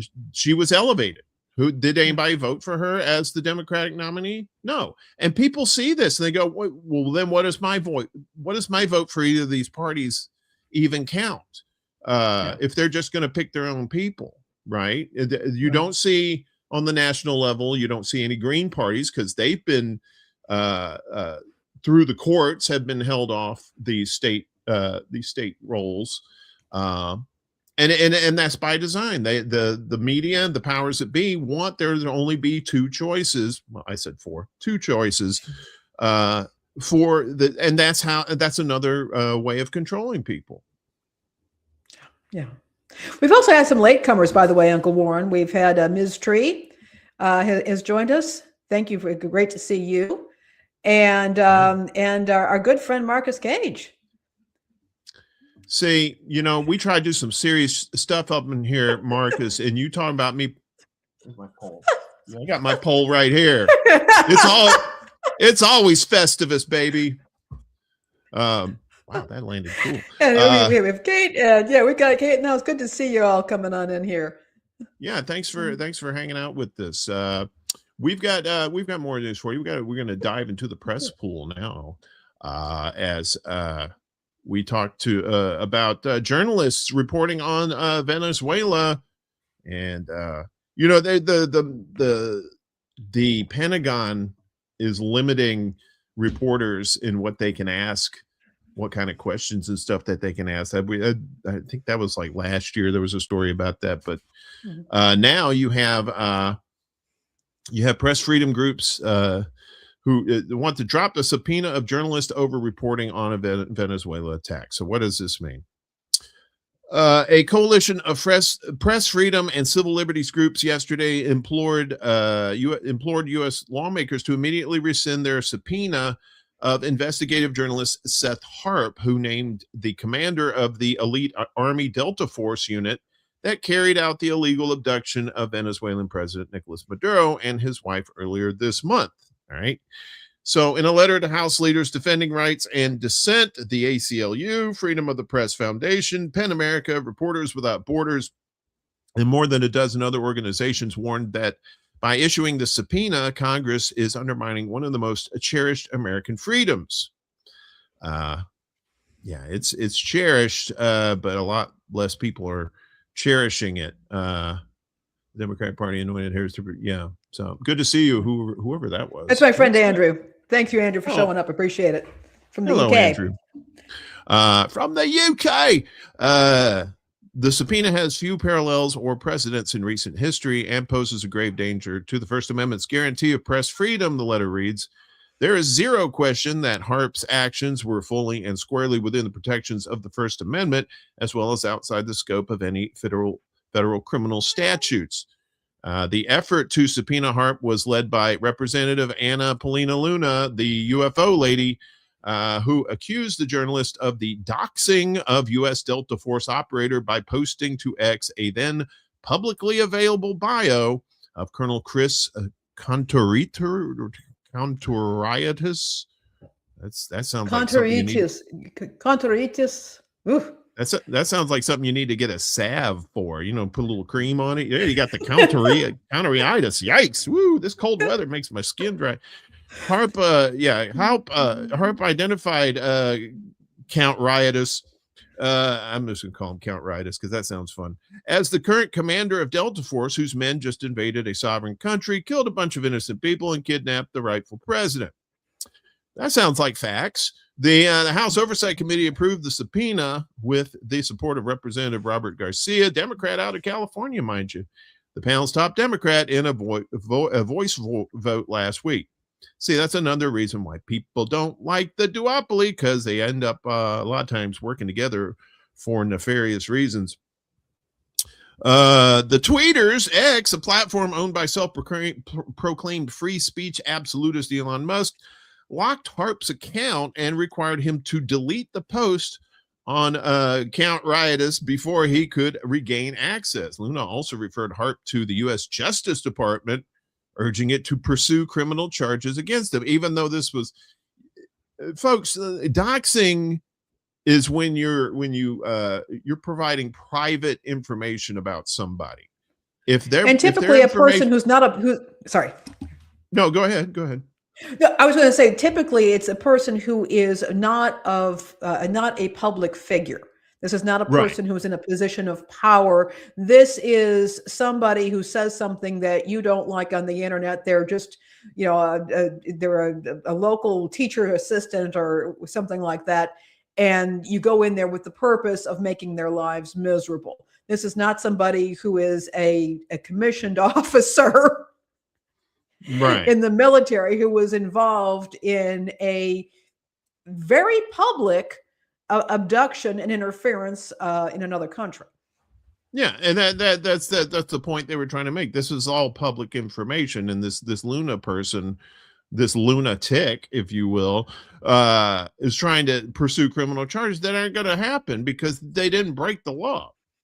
Harp, an Iraq War veteran who authored a book exposing crimes committed by U.S. Special Forces units, dismissed Luna's doxing accusations, said the identities of military officers who participated in this illegal and provocative act of war against Venezuela are the legitimate subject of journalistic scrutiny. Yeah, exactly. I'm not the only one they're going after with these bogus doxing allegations, Harp wrote on Twitter. but they would have to radically restructure the fundamental architecture of U.S. law to criminalize reporting the names of government officials involved in breaking news stories, especially when their name was already public. In their letter to House leaders on Tuesday, the Press Freedom Coalition stressed that while journalists have a right under the First Amendment to publish even classified information, none of the information published by HAARP was classified. Chip Gibbons, that sounds like somebody wears like a pop collar, you know what I mean? Like, hi guys, let's go to the Chip club. Gibbons. Chip Gibbons. Tennis, anyone?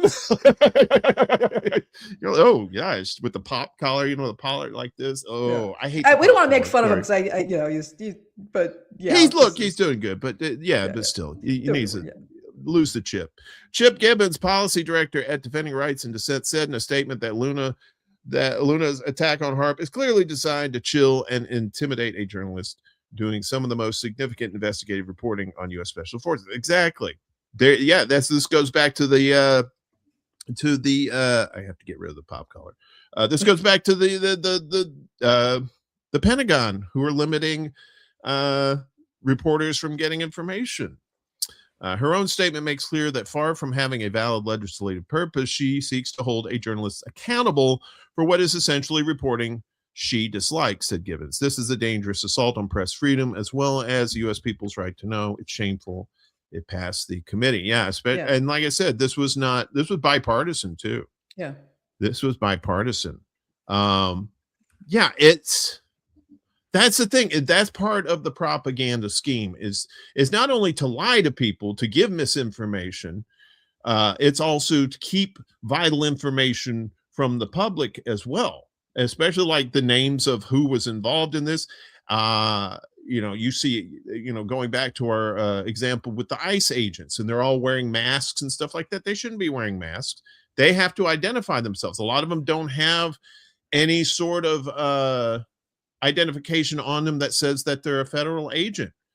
And this has led to like bogus, people getting kidnapped and stuff like that. So the flow of information has to be free in this regard, especially when you're doing something illegal like this. And this thing that happened with Maduro is definitely illegal, to say the least, and sets a very dangerous precedent at the same time.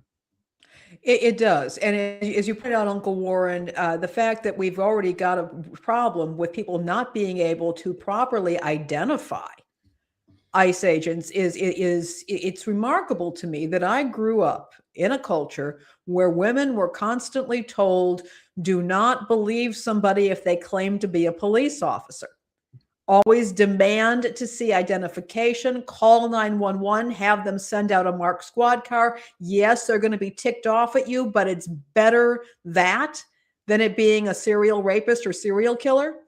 Yeah. And all of a sudden that just goes out the window. We're just supposed to take a bunch of goons at their word and just go off with them and say, don't resist, and then the person doesn't, well, why didn't the person resist? Why did they just believe them? Well, right. Exactly. Yeah. Damned if you do, damned if you don't. And again, these restraints on the press, extremely disturbing, absolutely. Extremely disturbing.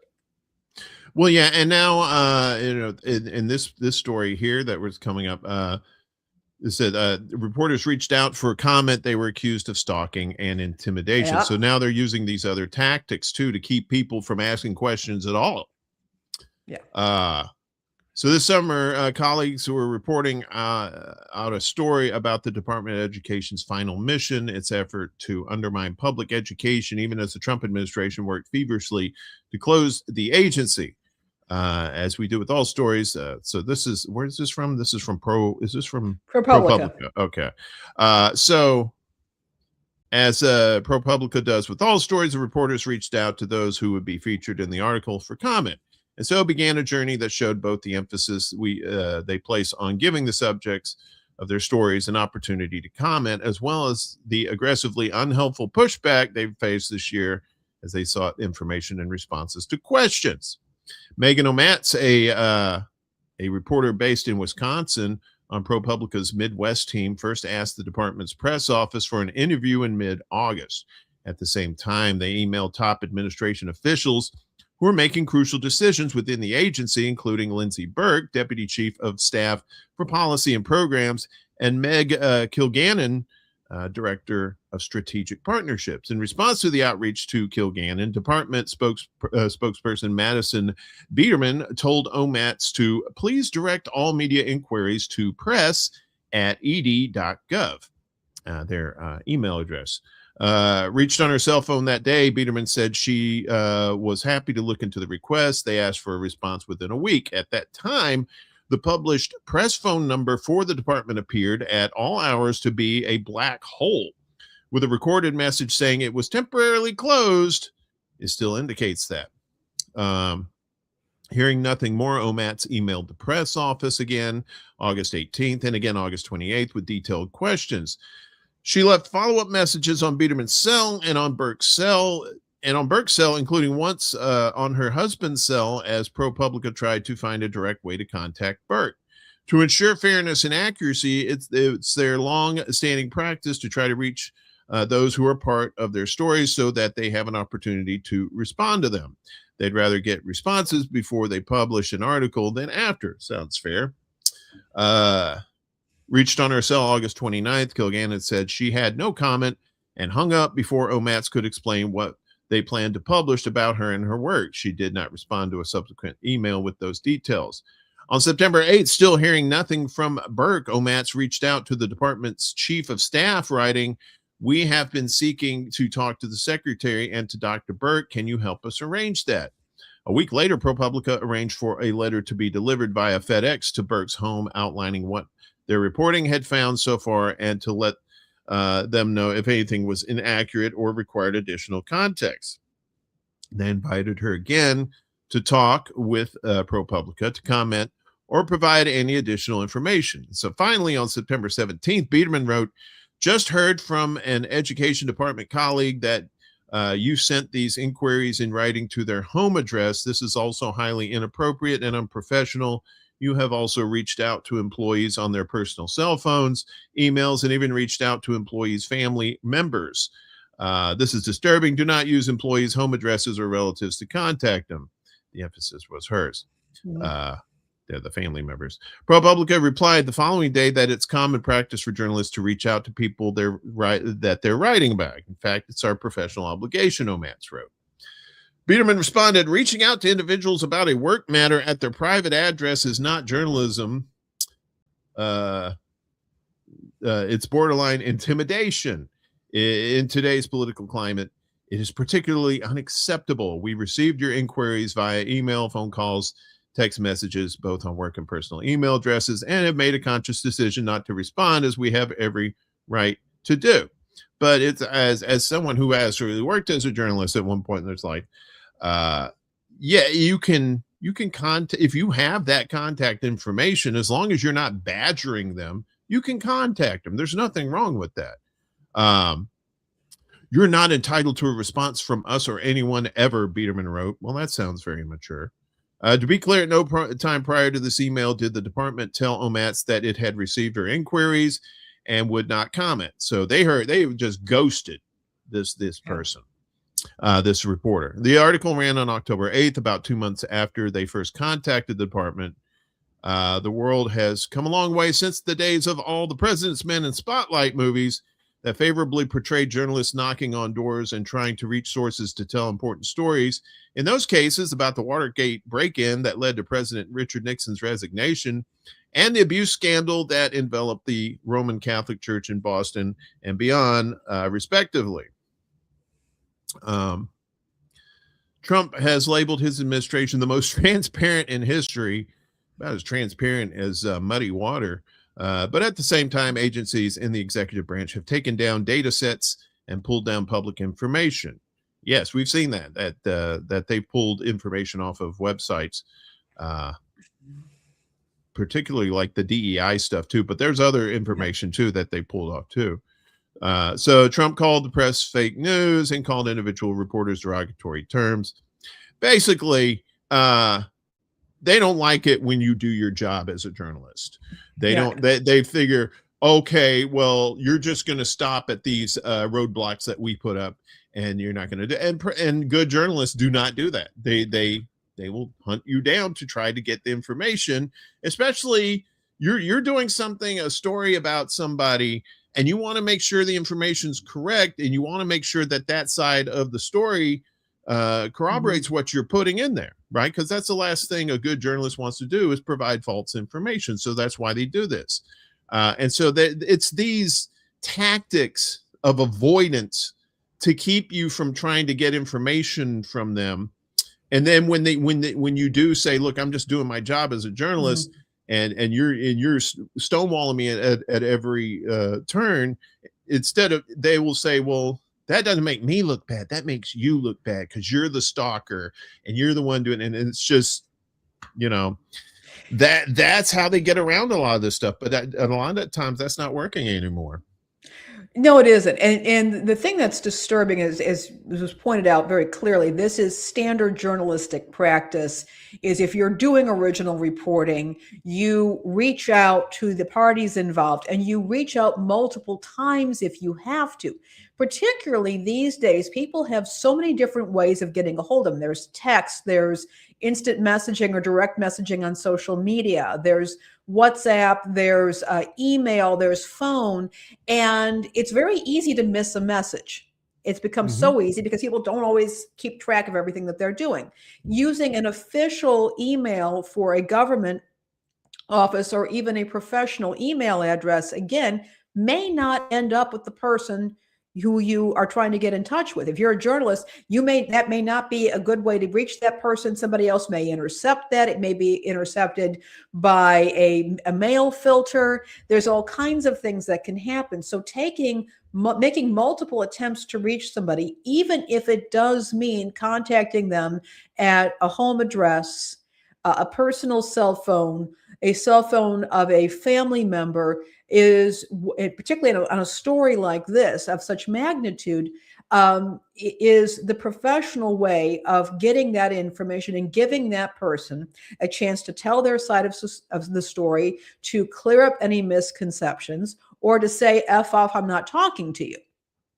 But to accuse a journalist of stalking when that person is not receiving, has not received a coherent response to say, hey, leave me alone, doesn't make any sense. And well, it makes sense if you're trying to demonize journalists. Yeah, this isn't like a another intimidation tactic. Right. This isn't like a paparazzi situation where you got like photographers chasing your car down and invading your public space and, just your private space or whatever. This is just people trying to hunt down information for stories, and bravo to people trying to get the story right and correct without bias. And a lot of times that seems like a rarity these days, but it still happens. What's going on in Pittsburgh is kind of bizarre though here with we've been seeing paper newspapers go away and become digital or just fall by the wayside altogether. So and now we have this in Pittsburgh going on, is will Pittsburgh become America's most important city without a newspaper? So as it says, one of the country's oldest newspapers, the Pittsburgh Post-Gazette, says it's shutting down in May, not going digital only, just disappearing. So it's going away altogether, but the delayed closure could also spur some long delayed action. So Pittsburgh is the 28th largest metropolitan area in the United States. It has a proud history as a center of industry. It is the steel town, and just a steel town girl on a Saturday night. Sorry, had to go into Michael Cimbello there for a second. And has transitioned into a major hub for medicine, robotics, and academia. It's home to 10 Fortune 500 companies. More than 38 states can claim, and its big three sports teams have won 18 championships. And soon it'll be the largest American city without a real daily newspaper.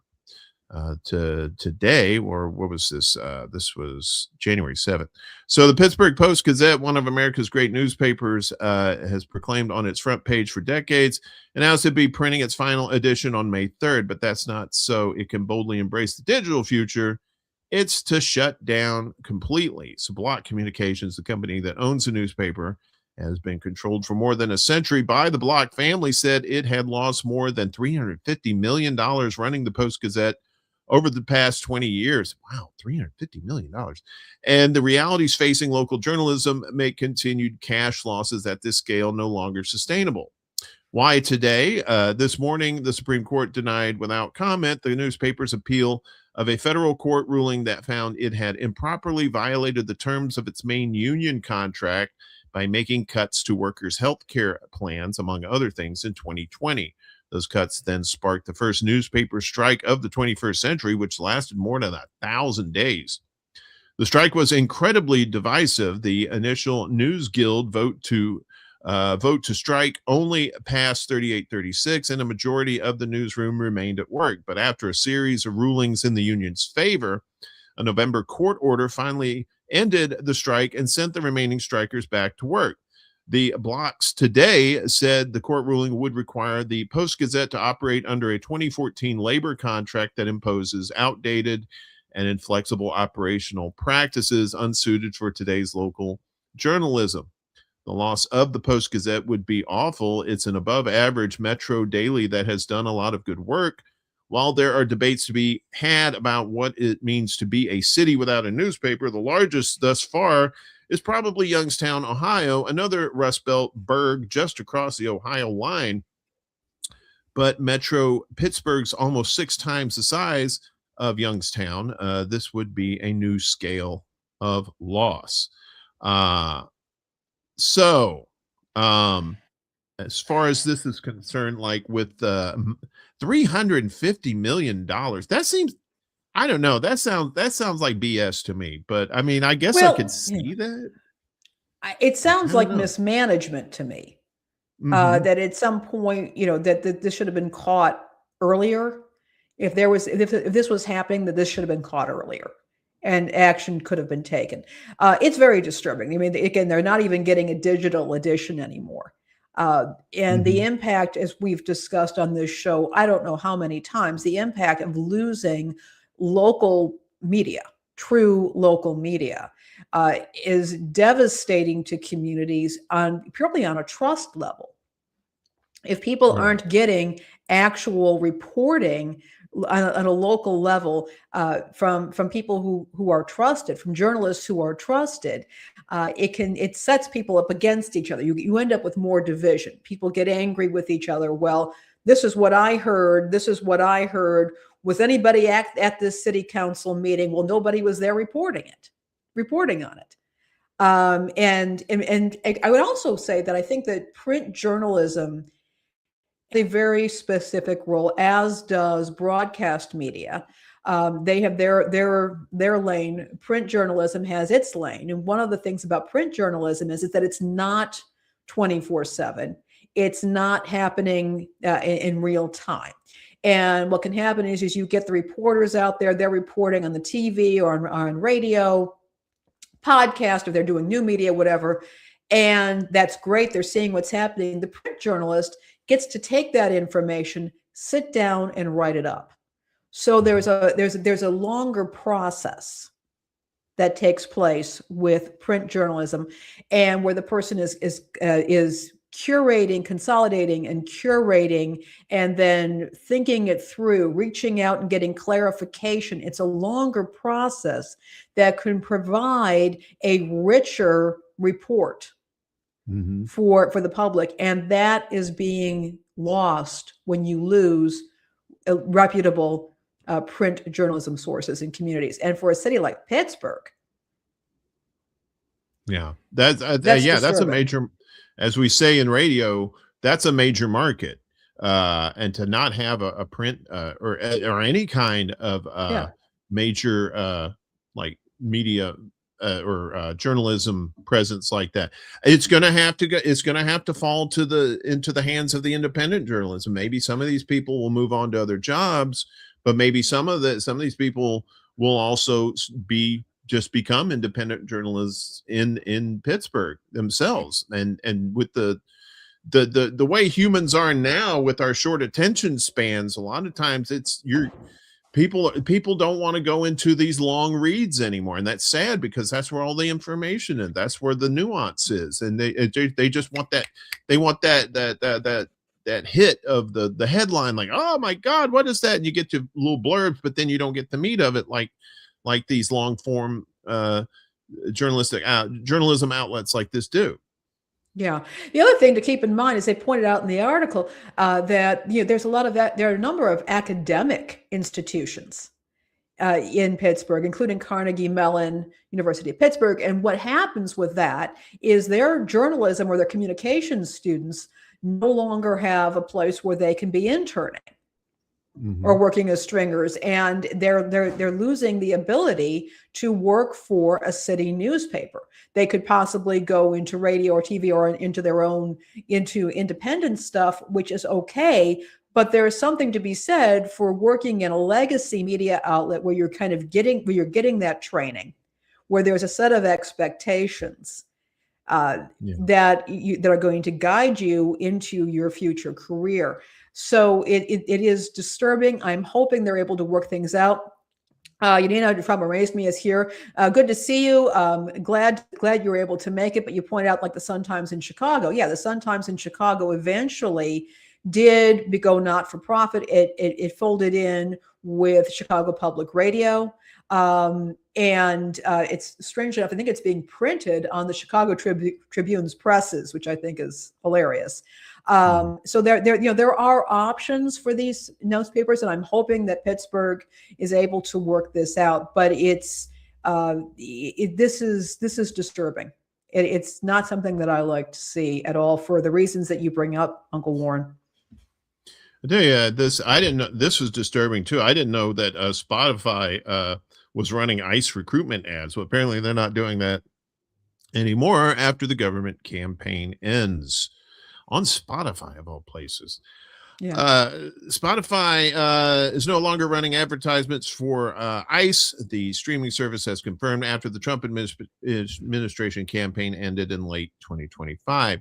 There are currently no ICE ads running on Spotify, the Swedish company said in a statement. The advertisements mentioned were part of a U.S. government recruitment campaign that ran across all major media and platforms. Since April, the government ads have also run on Amazon, YouTube, Hulu, and Max, among other streaming companies, with the aim of recruiting more than 10,000 deportation officers, Gestapo, excuse me, by the end of 2025. Sorry, I have a little fascism. You feeling okay? You getting you have to take a COVID test? I just had a little fascism in my throat. I had to cough that out. Previously, Spotify said that the ads, which encouraged U.S. listeners to fulfill your mission to protect America and offered $50,000 in signing bonuses, did not violate our advertising policy. No, sure didn't. This advertisement is part of a broad campaign the U.S. government is running across television, streaming, and online channels, the company said in October. However, users can mark any ad with a thumbs up or thumbs down to help manage their ad preferences. Yeah, like that's going to do anything. That thumbs up, thumbs down. Get out of here. I don't know how the algorithms work on Spotify, but that just sounds dumb. The ad campaign ended before an ICE agent fatally shot Renee Good last week. Last night, U.S. Border Patrol agent shot 2 more people in Portland.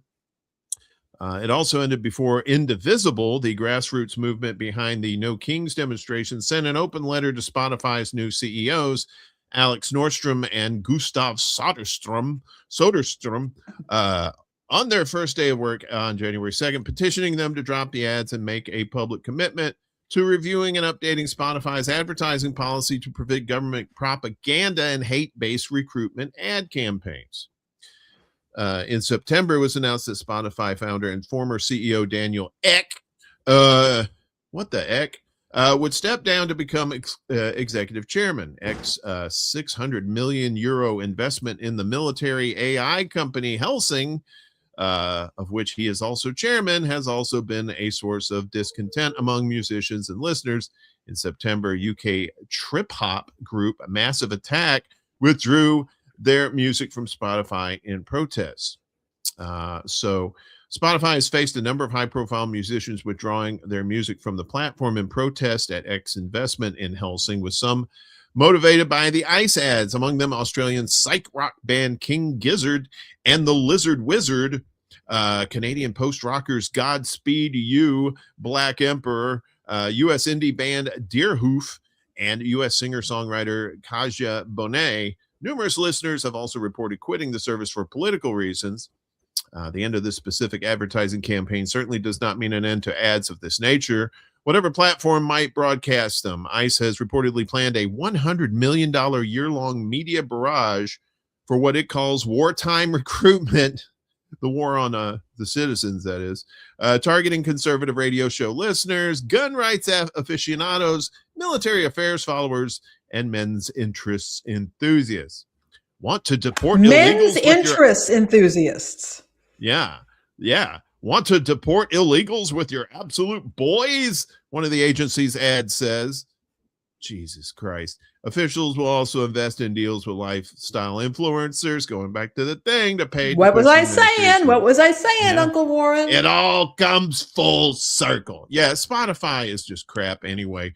And it seems like now, and this is just a sidebar, Spotify is uplifting AI music on there too. So not even real artists are getting their fair shake on there. But yeah, it's just another arm of propaganda, right? Mm-hmm. Yeah, it is. It's ridiculous. So people, it's like when I started getting these, Uncle Sam wants you to work for ICE. I'm looking for recipes on Instagram. I'm like, you want a 57-year-old woman? Yeah, no. Apparently, me and my buddy Ed, we kind of looked into that. As apparently, you don't get the signing, like the $50,000 signing bonus. You don't get until like maybe like 2 or 3 years into it or something. It's another scam. That's all it is. It's another scam. Well, when you think about, we have a government that has been perfectly willing to dupe interpreters in Afghanistan. And, in other countries that, people were said, we'll bring you to the U.S., we'll bring you and your family to the U.S., we will set you up, you'll be on your track for citizenship, if you work as an interpreter for us here, and then, oopsie daisy, just forget about them. What makes you think that this government's going to pay any attention to you or what it's Well, yeah, it's kind of like our veterans, right? They use them up and then they spit them out and then they don't do anything to help them afterwards. So Yonina in the house. What's up, Yonina? Good to see you. Spotify is halfway to shady, though. Not more than halfway. It's like real shady, to be honest with you. Yonina, this thing about the passports, can you get us can you get me a link on this? Get me a link, send it over to me on Facebook. Get me that. I'll look into it. Please do. All right. Time for some clowns. Time for some clownish VA. I saw this and I said, yeah, this is some dumb stuff right here. This is some of the EPA, the Environmental Protection Agency. See how they do the air quotes there? This is from the Sierra Club. That's so to stop considering health impacts of pollution. So who are they really protecting, right? So this was Monday. So the New York Times reported that the EPA would cease to calculate the negative health impacts of air pollution in its future rulemaking process and only consider industry costs. On the EPA's website, the mission of the agency is to, quote, protect human health and the environment, unquote. Between 1999 and 2020, air pollution from coal-fired plants killed nearly 500,000 Americans. This change in policy is yet another attack from the Trump administration on American public health. Lee Zeldin has announced his intention to roll back a number of life-saving standards and gave dirty coal plants hall passes to pollute while his agency works to dismantle bedrock public health protections. And everybody forgets that the EPA was founded by Richard Nixon. He's the one that started that. So you're like, oh, this is some liberal stuff. No, the EPA was started by a Republican. So in response, Sierra Club Climate Policy Director Patrick Drupp issued the following statement. Trump's Environmental Protection Agency is saying the quiet part out loud with this new announcement. They have no interest in actually protecting American lives and keeping our communities healthy and safe from toxic pollutants. The only thing Lee Zeldin wants to protect are the profits of fossil fuel companies, so much for making America healthy. While this complete betrayal of the EPA's mission is not surprising from this administration, Americans should be outraged that Trump and Zeldin have shown once again that they will always put the interests of corporate polluters before our health, our well-being, and our futures. Are you shocked by this? That they've already tried to dismantle the Department of Education, and now they're trying to do this with the environmental protection agencies. It seems like this is going to be that planet in Dune that the Baron Harkonnen was running. Gidi Prime is what I'm geeking. Gidi Prime, okay. Yeah, I'm geeking out here. So Gidi Prime, so if you're not familiar with Dune, so Gidi Prime is basically a toxic, just polluted planet that is nothing but industry, and everybody is just like, overweight and just, or if they're not overweight, they're just pale and just unhealthy. And I think they're trying to turn Earth into Gidi Prime. I don't know. What do you think?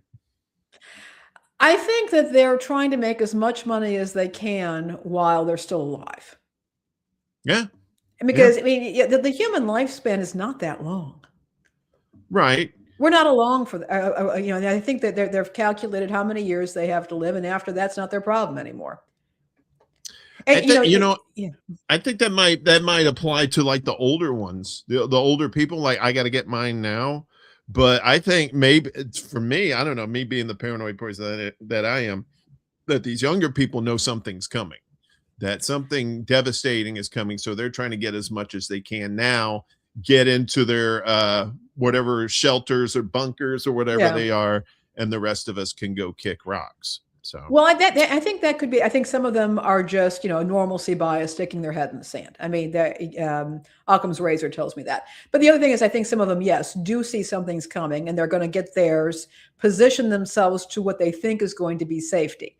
But as I said, and I said this on Civically Minded years ago, I said, they're going to go to their bunker someplace, and they're going to have their gated walls, and they're going to have those Navy SEALs standing around, standing guard. But as I pointed out, these very fit, very healthy ex-Delta Force Navy SEAL Special Forces can very easily turn around 180 degrees.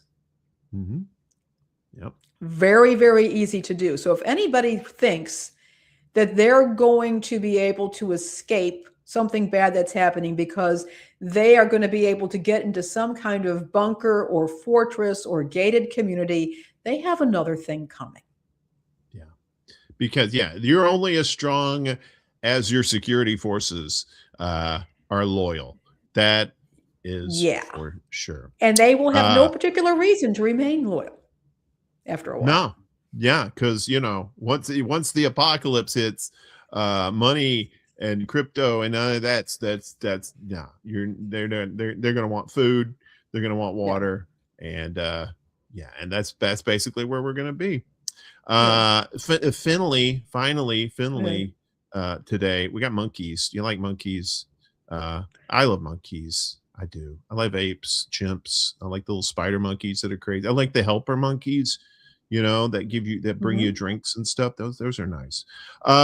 So I'm always on the lookout when I'm looking for fun stories toward the end of the show. And anytime I see it's just a rule of mine, maybe a law, that if it's a monkey story, I got to play it. So unfortunately, you got to watch it. Multiple monkey mysteries on the move in Missouri. Alliteration. So there's a little video here, but we're kind of pressed for time. So let's just get to it. Authorities in St. Louis, Missouri are on the hunt for an unknown number of vervet monkeys spotted wandering loose in the northern part of the city. The St. Louis Department of Health said the first reports of monkeys on the loose came Thursday, with sightings taking place near O'Fallon Park.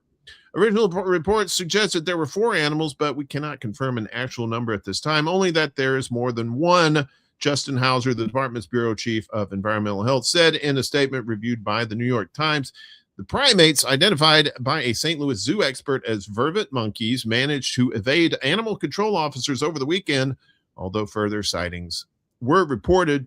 We are working to get an idea of where they may be hiding or seeking food, Hauser said. Once captured, the monkeys will be transported to a facility certified to take care for exotic animals. Hauser told Fox 2 St. Louis, vervet monkeys are intelligent but unpredictable, just like us. The origin of the loose animals remains a mystery. Hauser said monkeys and other primates are not legal to be kept as pets in St. Louis. Vervet monkeys are native to East Africa, and adults typically weigh 6 to 11 pounds. And we have a double dip if it was a sheep dip. Oh! 50 sheep escaped shepherd walking to a grocery store. No, it's not a bar joke. It's one of these. So there they are, walking in there. Look at these guys. Kind of like people going to a sale, right? You know, they get a bargain, like, I gotta get all my friends here. All right. So a flock of about 50 sheep escaped from their owner while being herded and took a shopping trip to a nearby supermarket in Germany. This is German. If you hear the in the background there, that's that's German gibberish. A video taken at the Penny supermarket in Bergsen, Lower Franconia, shows dozens of sheep flooding into the stores. You saw through the front doors, causing chaos inside the store and leaving a trail of destruction and poop in their wake. Yes, poop. Yes, because animals poop. Everybody poops sometime. Local police confirmed the incident. Shepherd Dieter Mickler said the sheep had broken away from a larger flock he had been herding through the area en route to the Seine River. Michler said the sheep had apparently been distracted by by acorns on the ground in the store's parking lot, and then went inside in search of more snacks. He said the sheep were safely reunited with the rest of the flock. He goes, and when I arrived, they were already out of the store, and now they're back with the flock. Michler told the Main Post. And folks, this is an actual true story. We're not trying to pull the wool over your eyes. That was a fascinating yarn, Uncle Warren. Yarn. A wool yarn. Is that where we're at? Sorry, we're all of imperious propaganda, right? Yeah, there's so many sheep jokes that we could do, but we'll save them from another time because I know we'll have more sheep. And we'll be back next week.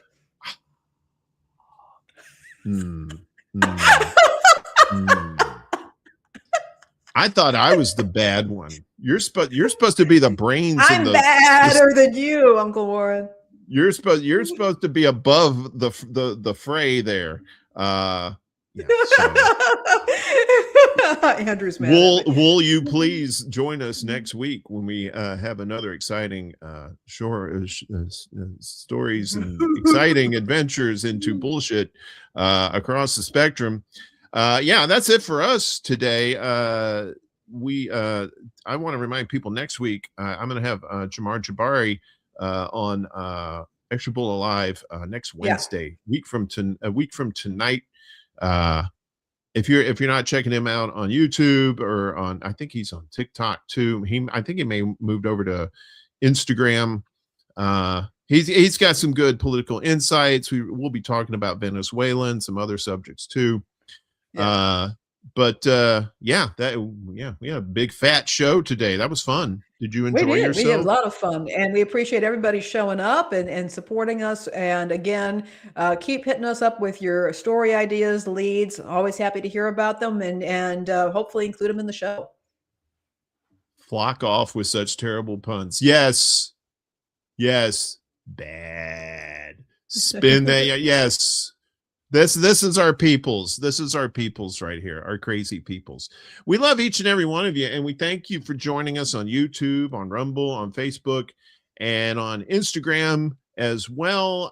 We just cleared 51 subscribers now. So we did. We're slowly and surely kind of creeping up there, and we couldn't have done it without your help, the love and support that you give us. We appreciate everything you do.